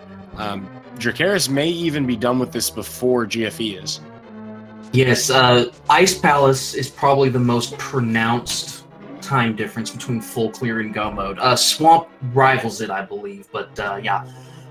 Ice Palace, a massive difference between go mode and full clear. Well, we did get to see some obscure bomb jump tech there from GFE to check this chest. Unfortunately, only getting 5 rupees out of it, but it looked cool. It did indeed look cool. And as everybody in the audience knows, swag strats always matter more. But he messes up the block puzzle, unfortunately. He's going to have to reset the room. No. Looks like he's opting to go straight down to Cold Stare. How many items has he found so far? It would appear that that big key chest is definitely an item of some sort. He's probably sitting here thinking about his next move. Yeah, he might actually head right back up there. That being said, though, he can't actually access that room now that he is blocked off from it, so he might just be going the long way around. Yeah, he's gonna have to take the full circuit to get back around. Which, I mean, in his position, I don't disagree with that. That's a tough thing to have to do, but it looks like he just bit the bullet and realized, hey, you know what, if I miss an item here and it's Ice Rod, that's the race. So GFE having to basically hedge his bets on that. Pretty much forced to at this point. Yep, you don't want to leave something behind. I mean, especially because he knows, he's got everything to full clear this dungeon. He does not want to leave any stone unturned. But of course, we have the benefit of seeing both runners. They are obviously not watching each other's streams. They absolutely can't do that by tournament rules. This is a race after all. So, while it might seem kind of painful to be like, hey, GFE, how are you missing these things? It's just, that he's getting randoed, unfortunately. Yep, it's happened to all of us. Some of us more than others. If you thought that Vanilla Flippers and Turtle Rock was bad enough, well, Vanilla Ice Rod and Chomps is also pretty rough, and to get 2 of them in the same dungeon, that's, ouch. Yep. That is a big ouch.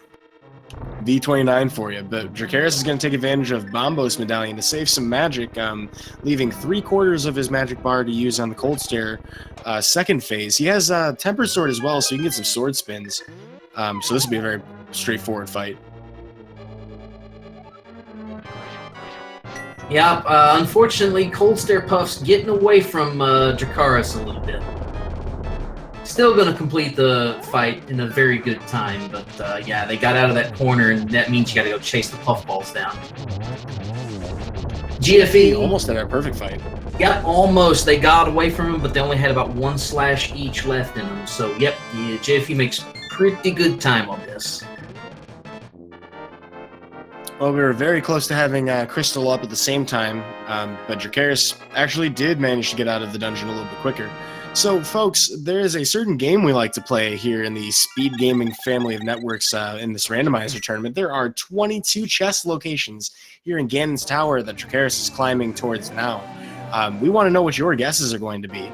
And if you are a subscriber to any of the Speed Gaming channels or have donated 250 bits across the channels over the lifetime, you are eligible to be entered into our leaderboard as well. But we like to play this one for fun. Jaxus, do you have a preference? I put my preference in chat. I'm playing. It's 20 is going to be my guess. I forgot to do it. Rip me. Whoops. I have a preference for Bob myself. I've always had faith in Bob, but I want to start a church with Bob, actually. But he may end up not surviving this, depending on how that torch configuration works out. So traditionally, that would be chest number 14. Folks, we will cut off our guesses as soon as Dracarys enters Ganon's Tower. So get him in, folks. You have just a couple more extra moments here. Little bit more time to see how this is going to pan out. And like I said, like we said earlier, the only requirements to be able to be on the leaderboard in this, either be subscribed to Speed Gaming or have donated 250 bits. And which I definitely got from the interactive races. Oh, yeah.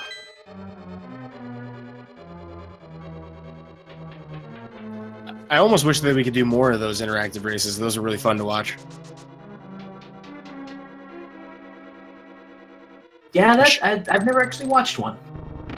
Well, shout outs to Carcad and everybody else involved to make that possible. It's got to be some kind of really crazy script.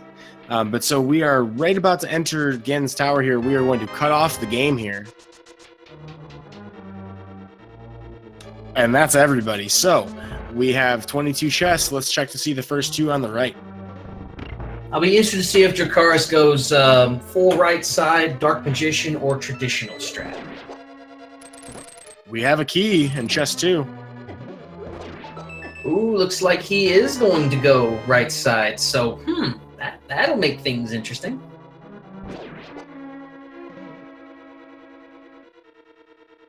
And we are not going to check the Vanilla 22 item, which would be the tile room, which nobody's going to normally right away, but that could still potentially be a troll for us here today.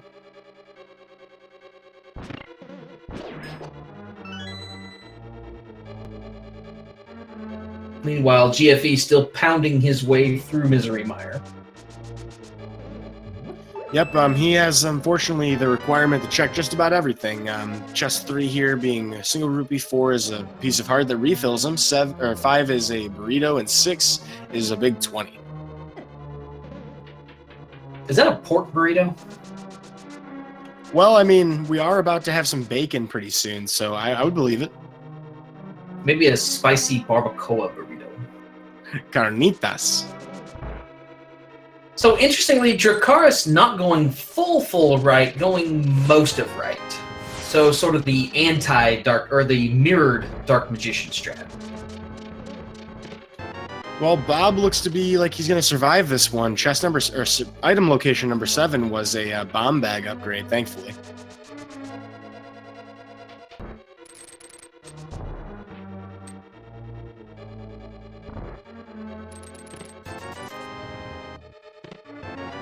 Oh, Butter!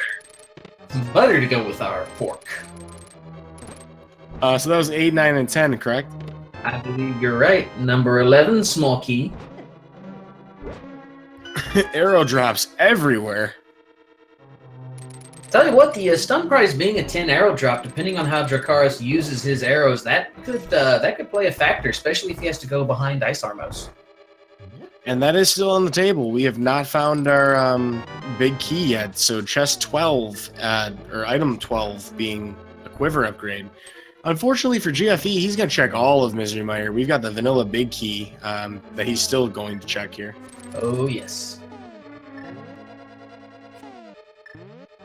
Dracarys attempting to use your boomerang here.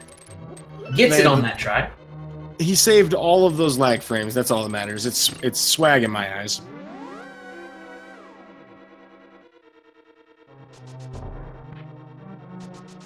Alright, so normally this would be chest 9. This is what? 13? Yeah, that should have been chest 13. Yeah, take all the normal chest numbers and add 4. So we'll have 14, 15, 16, and 17 coming up. Yeah, to the randomizer room. We call this the randomizer room because you would never ever come here in a speed run normally. You might not even come here just in a casual run.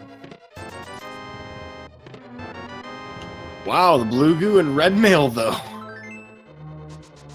Talk about safeties, but still no big key. The Bob Dream is alive, but so is the vanilla location as well as tile room.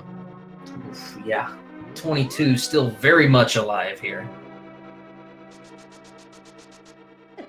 So it looks like we're going to get some vanilla, or not vanilla, but regular cane dash strats through Misery Mire. We're not going to see any new speed tech today out of these runners.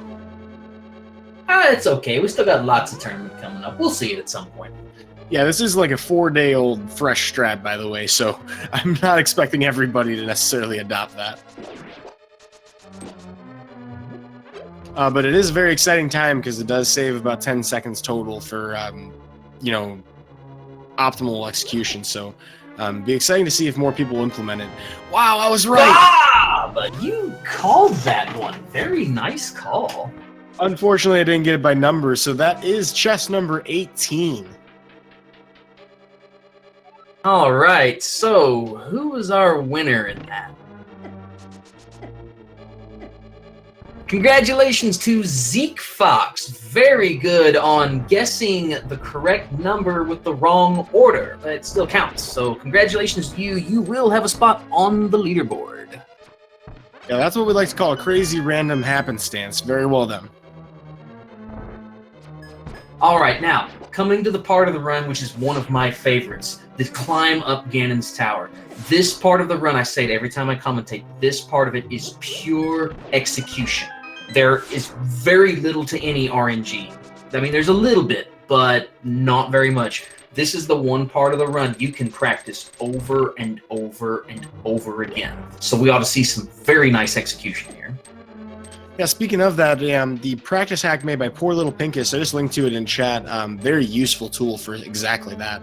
You can customize what your equipment is too. So if you want to practice your Master Sword Silverless, if you have the time to do that, go ahead. You know it's pretty well designed for that. But Gauntlet here that Dracarys is entering. One thing to note is that enemy positions that they spawn in are going to be pretty much set and constant. The directions they move are not. So that's where the real RNG comes into play here. And basically, if you do it enough times, you're going to be familiar with what to do in every situation. I'm kind of curious as to why he's not throwing pots against these Stelphos, though. It's very hard to kill them otherwise. Oh, or also, now, it's not always a time save depending on how confident you are, but Oaken, I like to use a red potion here, very smart. Ether Medallion will kill those red Stelphos in one go. Like I said, it loses a little bit of time, but it's a pretty quick cast animation. I did not know that Ether did that, so today I learned. Yep, Ether will kill those Stelphos. Ether also will kill Wizrobes. So if you're making this climb without the Cane of Samaria, but you have the Ether Medallion, you can absolutely use that Ether. So looking at where GFE is right now, and we're not going to get a 1 cycle out of Dracarys here for Lamolus 2, but it will be a fast 2 cycle. But it looks like GFE is attempting to exhaust all possible locations besides Turtle Rock. He would otherwise pretty much be right towards his go mode right now. Yeah, well, again, that's just, I know exactly what he's thinking. I've been to Turtle Rock once. I really don't want to go back there because if the ice rod's not there, that means I got to go there 3 times. I am a little curious as to whether or not this desert check is more about, hedging his bets against Pedestal, because he hasn't checked it. But I would think that if you're going to commit to going all the way to Lammolis and getting this item, you're either going to do it for Pedestal reasons or thinking Lammolis has an item. Yep. I'd say that that's an even toss as to which one he's thinking. We probably ought to ask him about that when we see him. Yeah, and I think that if he doesn't find it here, which he won't, there's a good chance he'll check the Pedestal next.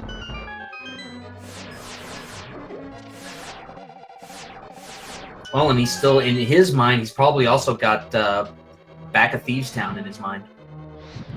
That's true. That is another location that we did not complete. And it's also a pendant as well, so you'd be able to do that pretty close to the pedestal as well. Dracarys taking a couple of extra chests here just to see if it happened to be the silvers, which we know is not. Well, but I tell you what, he doesn't know that. He doesn't know that the silvers aren't here. So, a little bit of time to open these chests. If you find silvers, like I said, that saves 30 seconds to 2 minutes. It's a very big time save.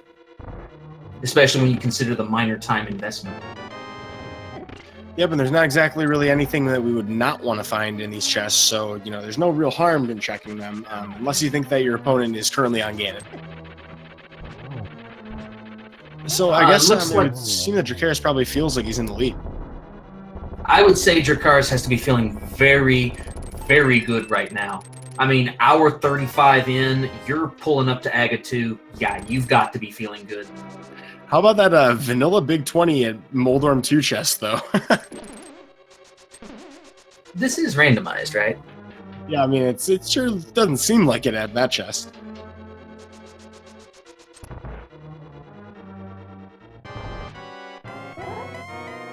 All right, let's see how Aga 2 plays today. This is where having a geometry knowledge is very, very nice. Oh, so there's a 50-50 chance that Aghanim 2, the main real one, will shoot a blue ball at you. That's the worst kind of RNG you can get here. The actual positions and patterns are predetermined for the first fight between both runners, so they will get the same results here, the same setups. Whether or not that results in the same results is another story, but what was that, 4 cycles? I believe that was 4 cycles. Certainly a pretty average fight for Aghanim. 3 or better is the best case scenario, though. Or there's always the Holy Grail 2 cycle, the triple. Yeah, that would be the best case that you could possibly get. It requires no blue balls, and you have to be very good at geometry, which I'm not. You almost have to invoke trigonometry to pull that one off. Mm-hmm. Now... go ahead. No, you first.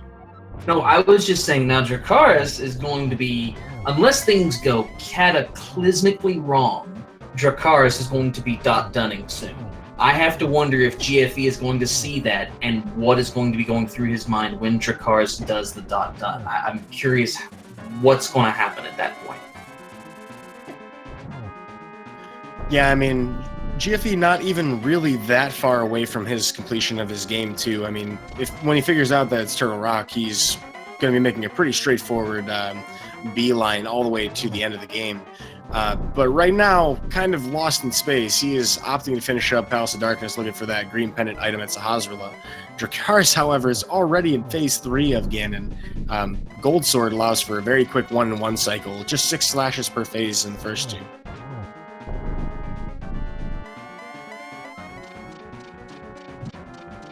And so Dracarys finding out, yeah, they were left side swamp. And we're going to, of course, get the silverless strats. Butter Sword does still take 12 spins because you don't get any kind of damage advantage here. And electing to use that fire to set up the triple hit window. So yeah, I'd say Dracarys is pretty comfortable with silverless. He also wisely waits to do this this fire rod right here so you can get the easy triple. You want to make sure you can do that while your sword is already charged. Yep. Gonna see it in action here again. going to slightly miss the window there, but still very much on pace for this fight.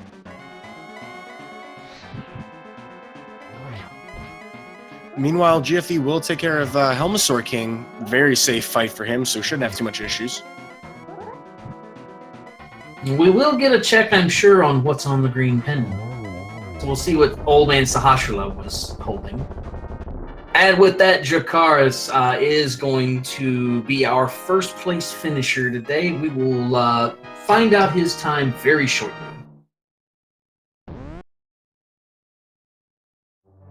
Looks like he'll be finishing with an official SRTV time of 1 hour, 39 minutes, and 23 seconds. Congratulations to Dracarys. Well, of course, we will attempt to see if Dracarys can do an interview with us. Probably has some opinions about how that all went. We definitely have some questions about some of the favorable routing decisions. We'll find out in a moment, actually, whether or not Sahasrahla had anything of value worth even, turning in for. Not a whole lot of things it could be, though. Yeah, we've kind of exhausted the pool here, unfortunately. Fitting. $20. Well, it looks like we are joined by Dracarys, who may need to unmute himself, but GG, Dracarys, and nice race. Yes, thank you. Nice. GG to my opponent as well. Well, that worked out way better than I expected. I felt so bad when I went into pod early and found like 3 shield upgrades and a bomb upgrade and a mushroom. But then it turned out the mushroom was mids all along, and suddenly I felt ahead. I want to say, how did you feel about sequence breaking and finding the bow so early? I also felt pretty good about that, but then pod turned out to be a disappointment. And I didn't finish pod because I wasn't sure how deep in the logic the bow was. I was like, okay, the bow is locked behind flippers. The flippers could be anywhere. The bow could just be the last item in the item chain. So pod could be completely useless if I finish it, so I noped out after all the 5 items I found and didn't kill Helma. Well, it appears that ended up being a very wise decision. Your opponent, GFE, did not find that bow for a very long time, and because of that, he is actually currently completing his last pendant dungeon. He has not checked the pedestal, but it appears that's where he's headed. Oh, wow.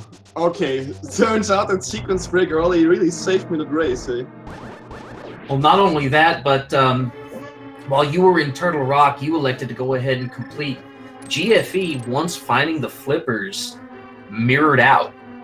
Oh, I was close to doing that as well, actually, but then I thought to myself, well, let's just dive deeper into Turtle Rock, and maybe I got lucky and find an ice rod, and it was there.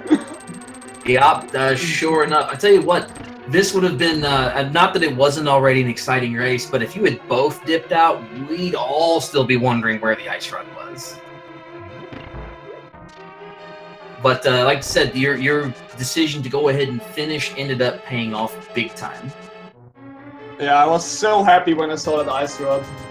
And then I even dipped the right crystal dungeon afterwards, because I went into swamp before going into ice, and I found the Gomod Ether, Quake there. And not again said to me that the silver arrows are in swamp pulse. I'm just wondering if I missed them in the chest right next to the Quake chest, because I didn't open that one. So we had like a little bit of weirdness with the stream on GFE's screen when he was in swamp. We know he picked him up. So I believe it's left side, but I don't think it was the one right next to it. Okay, well, I didn't intend to do left side until I finished the back side and didn't find anything there. I would have gone back in, but since I got Gomod in the back, I'm happy that I could skip left side. Well, one really interesting thing about the difference between your routing with you and GFE actually had a really nice advantage in that he turned in his mushroom much earlier than you did. But both of you ended up doing fake powder for the magic bat. That was very interesting. Yeah, I always want to get it out of the way if I have mushroom. And I basically saved the mushroom until I found the flute. When I sequence broke that mountain and found the lamp up there, I knew that the flute had to be somewhere out here. Because there weren't many locations left at that point. There was only Pyramid, Catfish, and I think one item in Thieves Town that I didn't check at that point. And we just found out on your credit screen that half magic is our pedestal item. So GFE is about to do blind and is about to get that half magic.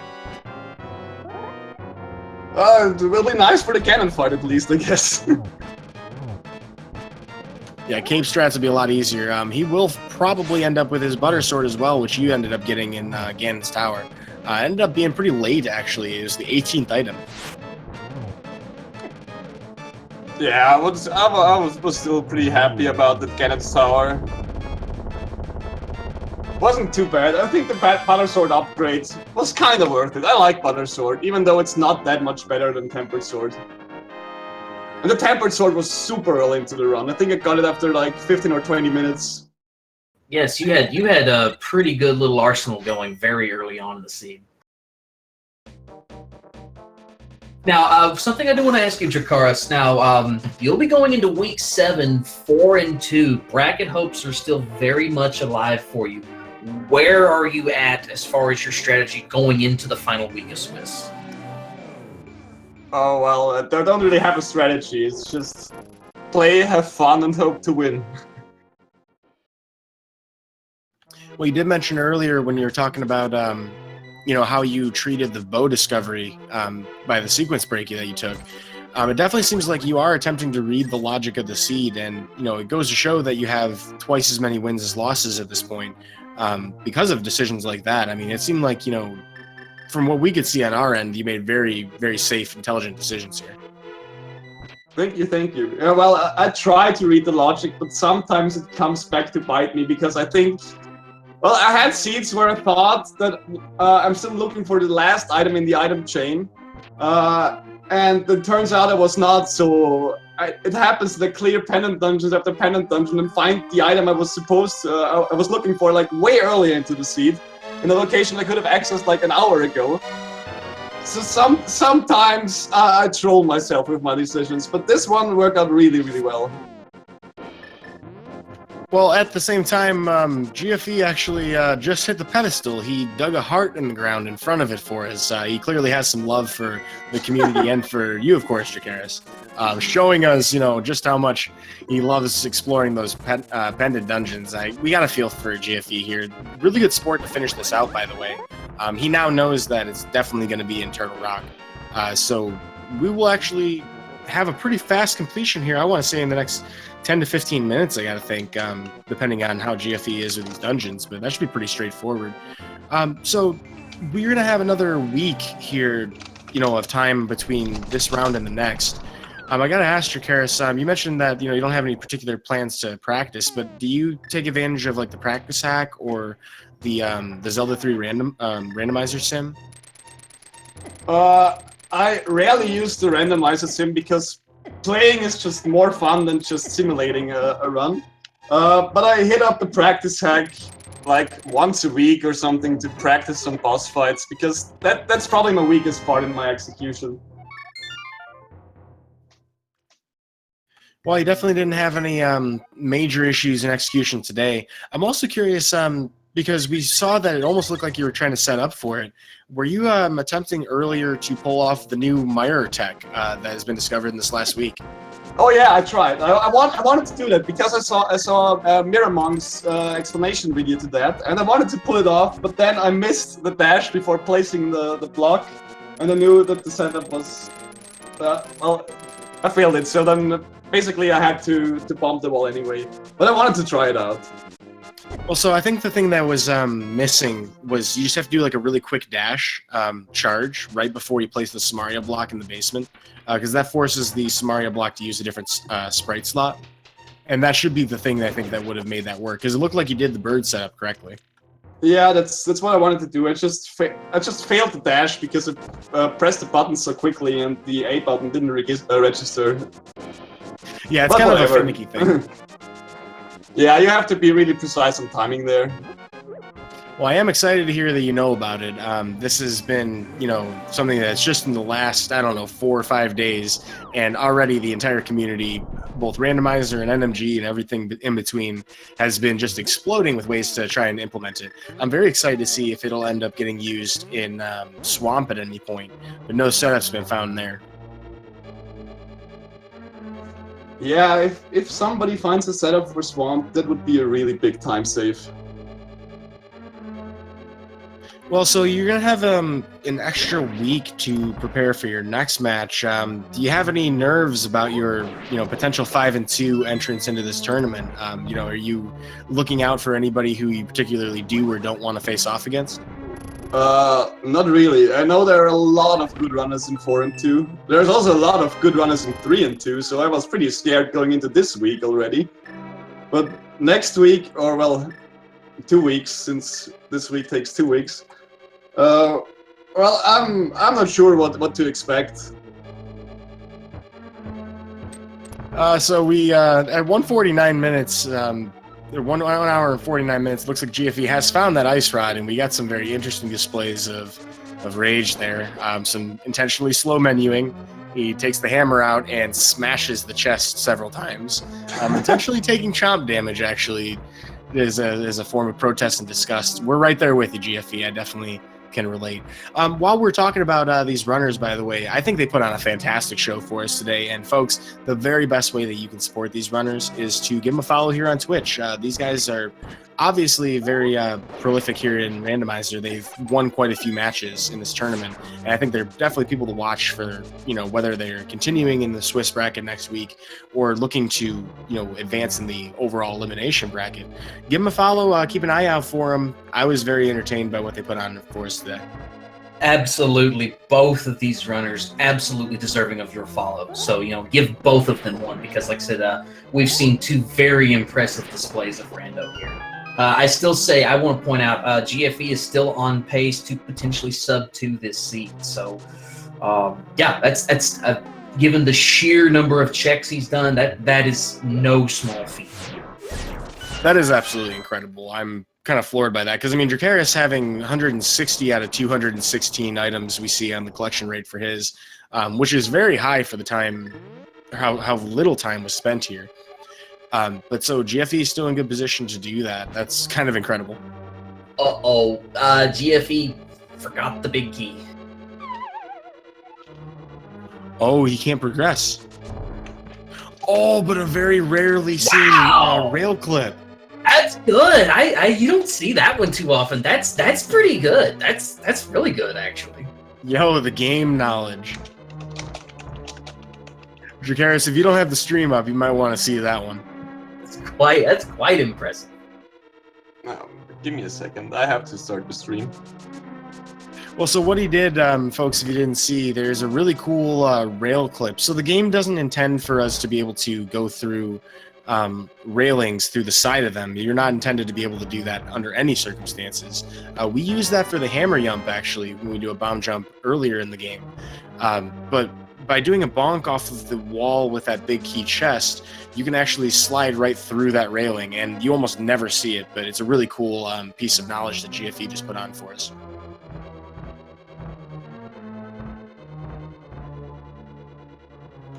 Well, so, yeah, we got quite a little bit of time here, Dracarys, for you to kind of take some time off, I guess, and maybe recharge your batteries. Obviously, this has been a very long Swiss bracket. Did you have any opponents you thought were the biggest threat to you, in the elimination bracket? Any races that you're looking out for, possibly a repeat?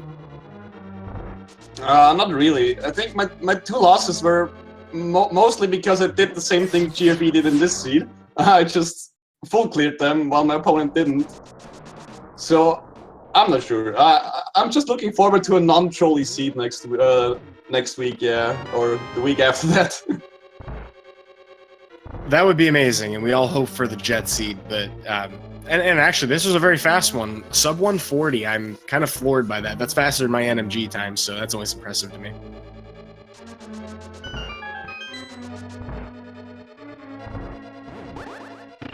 All right, well, folks, GFE's still got the Turtle Rock and, of course, Ganon's Tower to work through here. So everybody, please support and cheer on GFE as he finishes up this seed.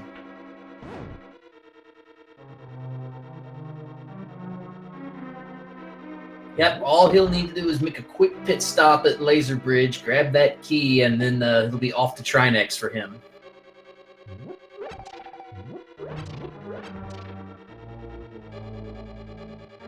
I also just wanted to give you an opportunity, Dracarys, I didn't mention before, but do you have any words for your fans out there? Anything you'd like to share with them before we kind of turn things back to the race for GFE.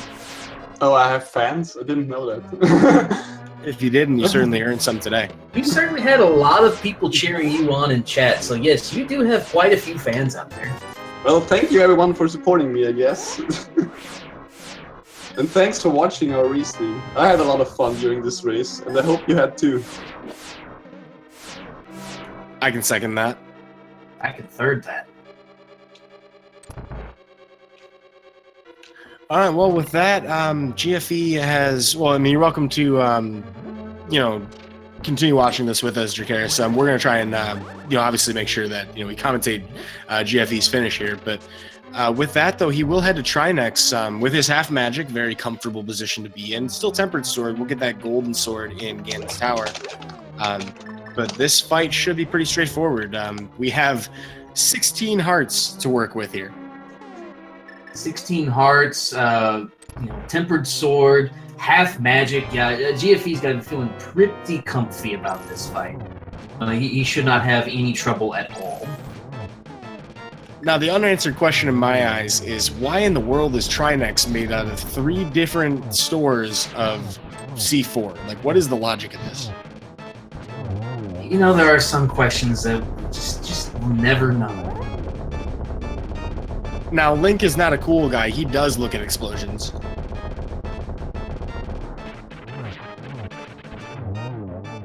Wow, look at that. I mean, GFE putting the coup d'etat on Trinex, not even letting him get out of the corner. Just boom.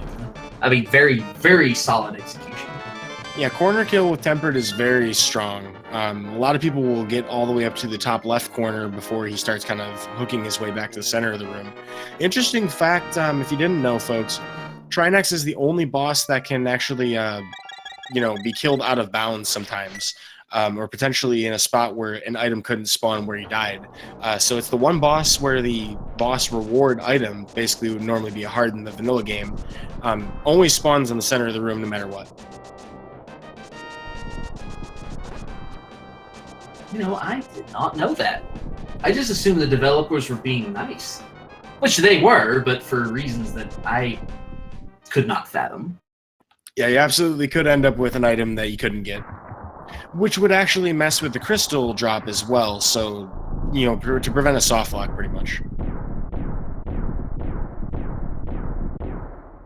Well, with all the glitches, they're still available in 1.0. At least they got that one taken care of.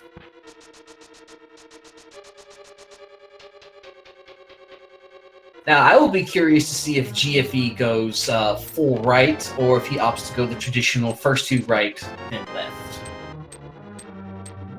Looking like we're going to get a repeat of Dracarys' route here, so that should make our big key chest number 18 as well for GFE, which means we'll also see the gold sword as well. So GFE will be completely maxed out in his inventory, with the exception of potentially 1 bottle that he could miss.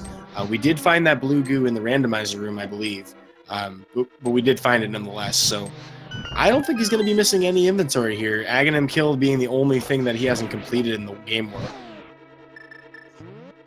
I'm also curious if we'll see any swag strats. You know, maybe look. Nope, no swag strats. No cane dashes here. Personally, I'm a fan of punting the football. I think it's more like, you know, taking a 9-iron out and just knocking it over the railing there. That is like getting flashbacks to Mario Golf. Nice approach.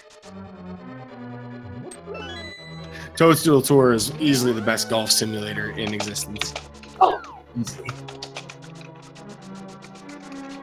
And yet, we're going to see Iffy following more or less in the mirror footsteps of Dracarys. You know, I got to admire GFE's composure here. He did not commit a murder against Bob. Having the ability to do so, really got to admire his integrity despite, you know, the way that this seed ended up turning out. Good man. He's doing better than me. I'd be full on meme mode at this point.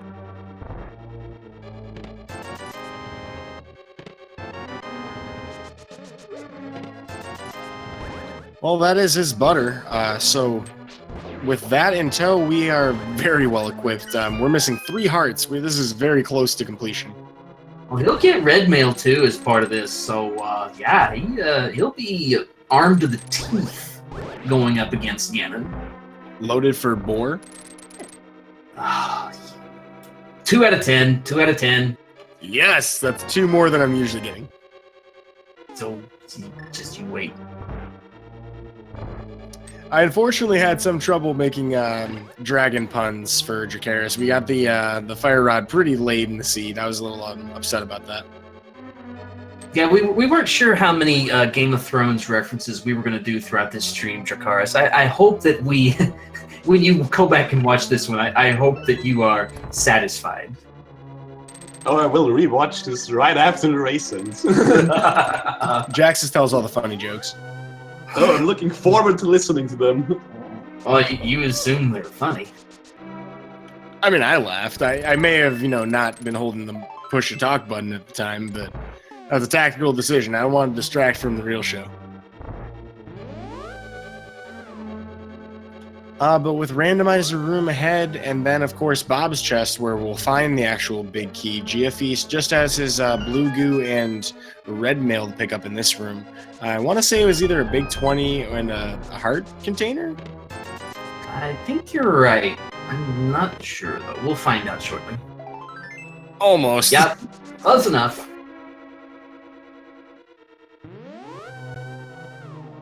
Unfortunately, I don't have that kind of luck with the lottery. My memory only serving me so far to remember the randomizer room.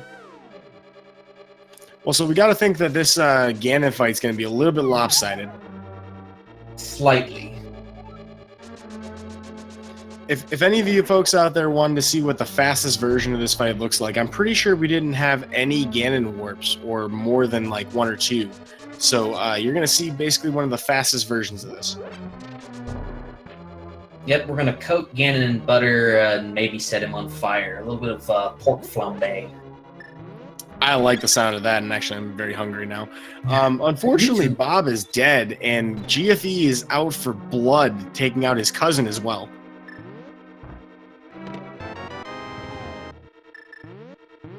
Rest in pieces, Bob. Rest in pieces. Let's see you next seed. And All right. pepperonis.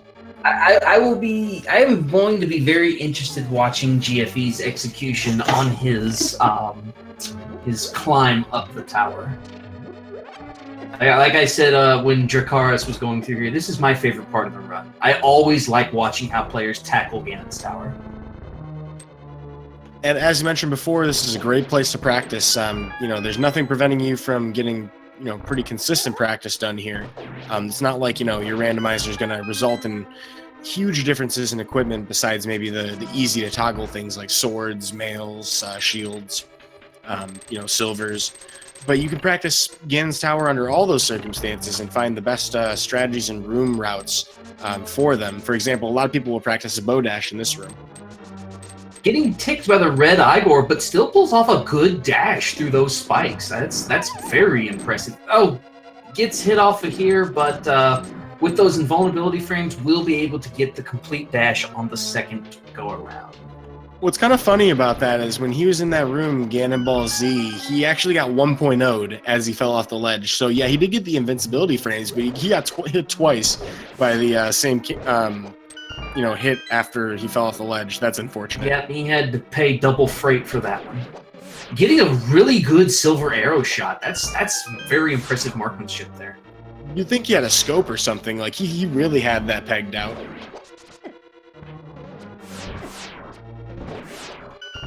Wow, these Vimo statues are relentless. Oh, unfortunately, that skeleton opting to turn a little bit early. Usually that skeleton will go ahead and walk on in. You can land that arrow fairly consistently. That or with a fire rod shot as well. Yeah, that's relatively uncommon RNG. That's why a lot of people prefer the fire rod, because as it turns out, that fire rod is glitched in that room normally. The new tech we discovered can actually fix that problem. Same thing with like the cold stare fight. Which I'll be honest with you is kind of incredible to me that a glitch can fix intended behavior. But normally when you use the fire rod there, it's a very consistent kill. Yep.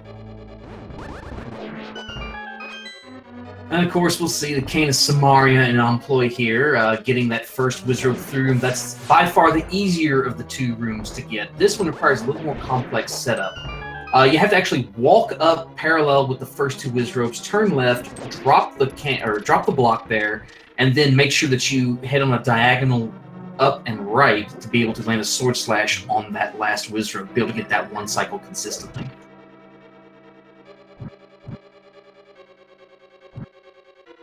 You know, I gotta say, you know, GFE has really put our tracker Kippy through the paces today. I mean, this is everything to click on. Yeah.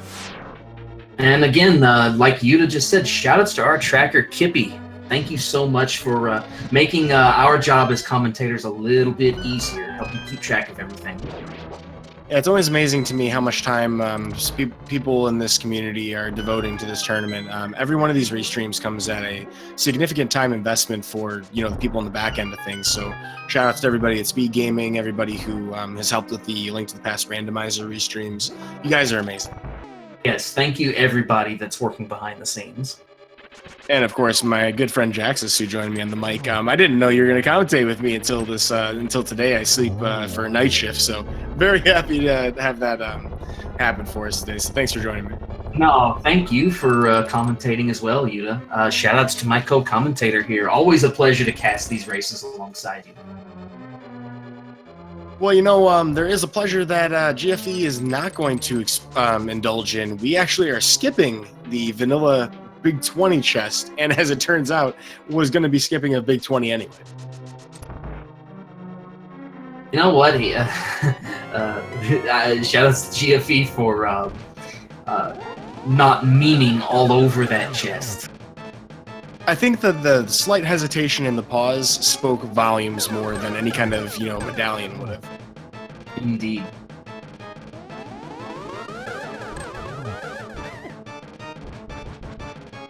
Pretty solid Aghanim 2 so far, though. I think he just needs one more hit. Yeah, that'll do it for Aga 2. Down he goes. All right, so typically in NMG, you would split either right now or when Ganon actually hits the pyramid.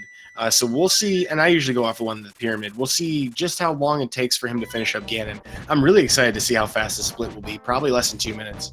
Oh, I would say easily less than 2 minutes. Butter swords, silver arrows. Yep, the Ganon, his time is quite limited. Well, folks, cheer GFE on. You're only going to have so much time to do so. At 2 hours, 5 minutes, and 45 seconds, he enters, or Ganon enters the pyramid. So we're going to find out very quickly how long this split will take for him. We need 6 hits for each of these first 2 phases. We've already incremented phase 1. Phase 2 will be very brief before these fire bats even circle around him. Wow, getting the nice little walking dodge through that fire bat circle. That's very impressive movement. That's not the easiest thing in the world to get.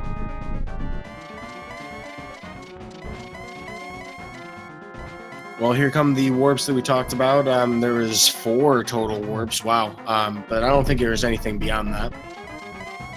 Well, I think the pig plays nicely at this point. Well, maybe not. Maybe he doesn't play as nice as we thought. He's just prolonging the inevitable.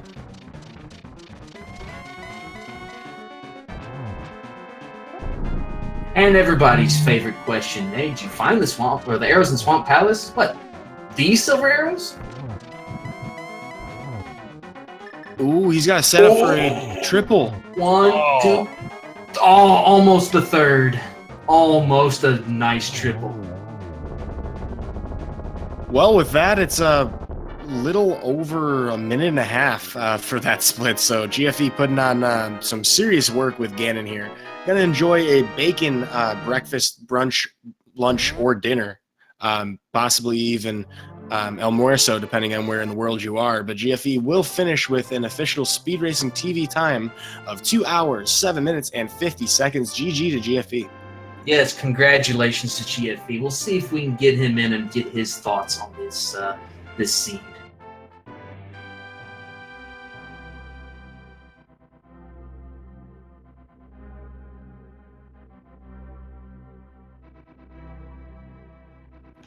With that, though, that will be the completion of this race. So, you know, we're going to find out in a moment if GFE is up for that interview. Looks like he will actually join us. So it'll be just a moment before he's in the channel with us. But I'm sure there are a lot of questions that we have about this and the tournament itself. Chad, if you guys have anything that you'd like us to ask about regarding GFE's routing in this seed, feel free to throw it in the chat. And if we have a moment to ask him, we will. Absolutely, chat. Throw your questions in if you have them. And with that, we are joined by GFE. Congratulations on that. Still a very well played seed. How you feeling after that one? Well, I advertised the seed as 100%, so I figured I better deliver. Well, that you did, my friend. Almost the hundo. Yeah, looking at it, maybe a dozen or so potential items, and this includes, of course, key locations and all kinds of other small things. So, like when we see a collection rate that's under 200 out of 216, it's not because you missed major items or anything. It's pretty close to 100% here. Yeah. Which makes it even more incredible that you finished at 207. I mean, oh my goodness, that's really fast for 100%. And GG to Drac. GG to you as well. I was telling him in the race chat, flippers and ice rod had been switched.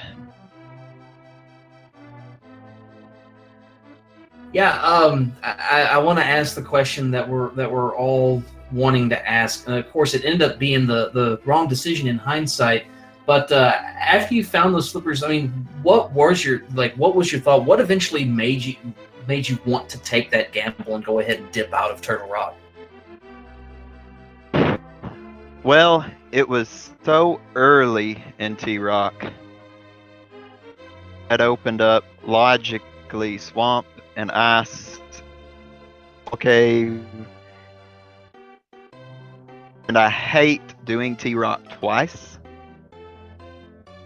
I was very tempted to just go on to the chain chop room and then mirror out. It's just ridiculous that it was in that room.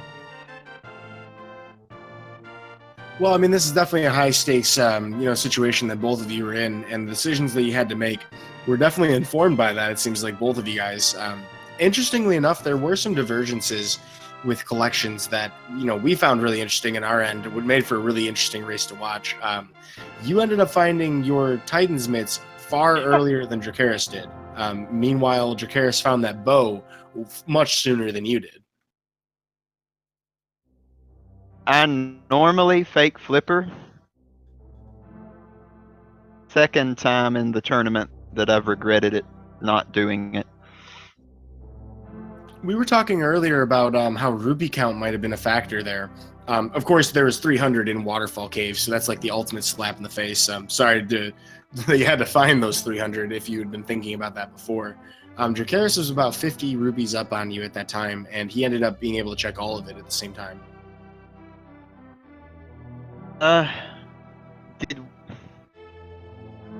Did Pearl from Mini Moldorm, or was that Death Mountain? That was Mini Moldorm alongside the hammer and something else that was important. I think it was a sword. Do you remember what was in Ice Rod Cave? That's actually a good question. I can't remember. I don't think it was something big. It might have been a bottle. I think it was just a 20, but I can't really remember. It was nothing important. Shovel? Really don't know.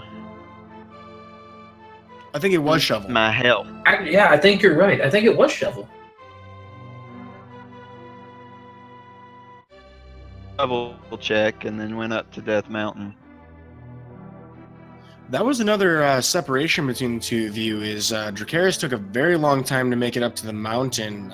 Ended up doing so actually before finding the Titan's mitts, and ended up having to do a double check of the mountain. Both of you ended up doing that.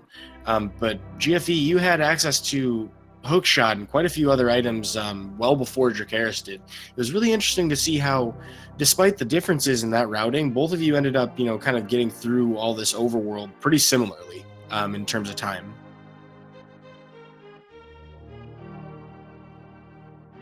Honestly, going to Pod Eastern, kind of a mistake.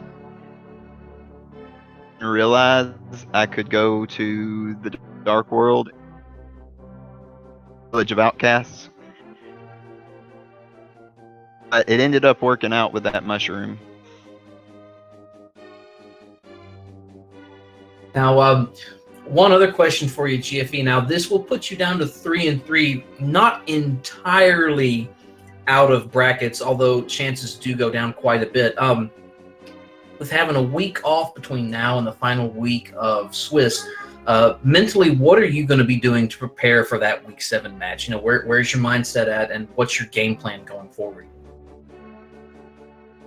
I'm sure that I'll put in a few practice matches.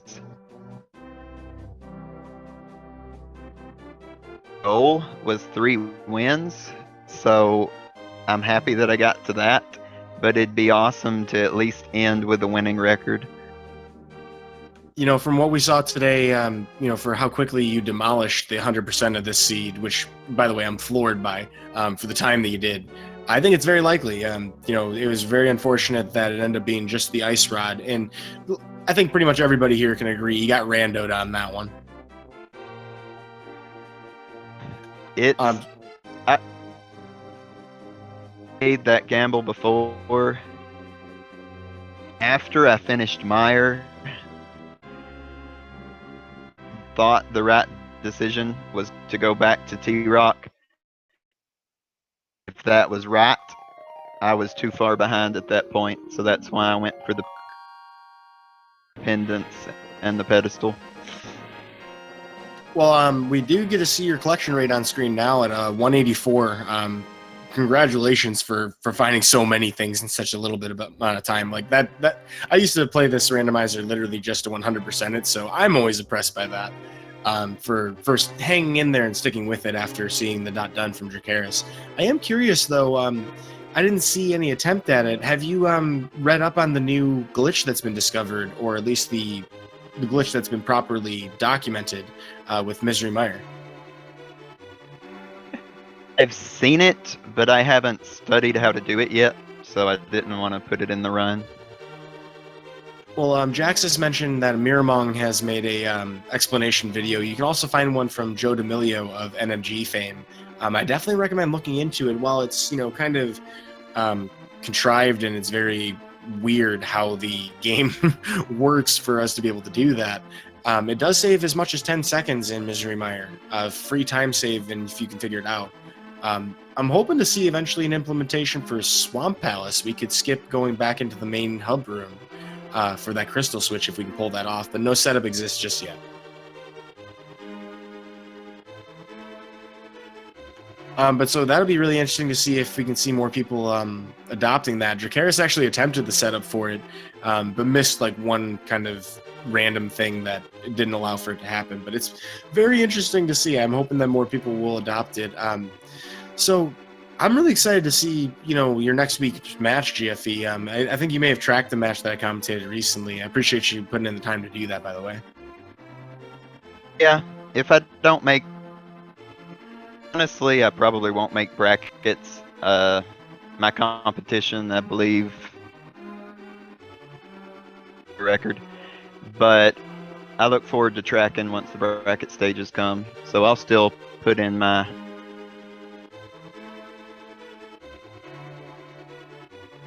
Well, we certainly appreciate that effort. Thankful to everybody who devotes their time and effort to putting on these restreams. There's quite a lot of matches in this Swiss bracket, and I'm sure elimination is going to be just as heated of a portion of the tournament. I do want to call quick attention to what else we have on the schedule as well for folks out there who are looking for more randomizer action. Right now at 7 p.m. we have 2 different matches that have 7 p.m. Eastern time, we had 2 matches start. Ruble versus McLagging at Speed Gaming 2, and on A Link to the Past Randomizer, Brew Crew versus Time Wanderer. We're also going to have matches at 7:30, having just started in a few minutes with Sonicam and Dawn Venier, excuse me. 8 p.m. and Speed Gaming Truzzle versus Plasma Kappa, and at Speed Gaming 3, Boyne versus Tosho, who is well known for this new glitch we're talking about. We'll have matches at 10, 11, and even at 1 a.m. And 4 a.m. Potentially being restreamed. I don't know if anybody's going to be awake for that. But I just want to really quickly, while we have a moment before we wrap things up, another quick call for folks out there. If you want to support these runners, give them a follow. Check them out. They're going to be doing plenty of Randomizer. I'm sure both of these folks, who are relatively new to the scene in the last half a year or so, are definitely going to be putting in more time for Randomizer. I think it's a fair statement, right, guys? Sure. I'm excited to see more of that. I'd like to flip things over to Jaxus if he has any words. Actually, before we do that, GFE, I extended this invitation to Dracarys. Do you have any words for your fans out there? Yeah, thank you everyone for watching. Thanks to everyone for watching. Thank you, Jaxus, Judah for commentating, and to Kippy for the tracking. Really appreciate it. Oh, always a pleasure. I do love commentating these races. And again, shout outs to both of you. You both put on a very excellent show. So I follow Yuta's sentiments. Absolutely, you both are deserving of a follow. So thank you again for the show that you put on today.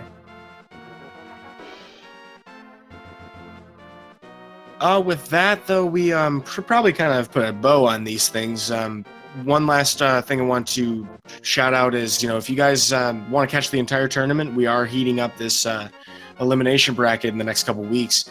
You should, the best way to catch it all is to follow the Speed Gaming 1 through 6 channels and A Link to the Past Randomizer 1 through 4 channels. There's also a schedule posted in the chat of the rest of the tournament, as well as what's on every day on these networks. So if you want to kind of plan around that, you're going to be able to catch all the randomizer action there, as well as the NMG tournament if you like A Link to the Past in all of its formats like we do. So I encourage you guys to all check that out. With that, though, I think that's pretty much everything I have to say. Anything else you'd like to add to the sign-off, Jaxus? Nope, it's all pretty much been said, but thank you again to both of our runners, and thank you to the crew behind the scene. Very much appreciated for everybody involved. Well, from everybody here at the Speed Gaming Family Networks, I've been Eudaimonistic. Today I've been joined by... that would be me, Jaxus. Thank you again for watching, everybody out there. More rando coming your way soon. So with that being said, have a good night, and we will see you down the road. See you next mission.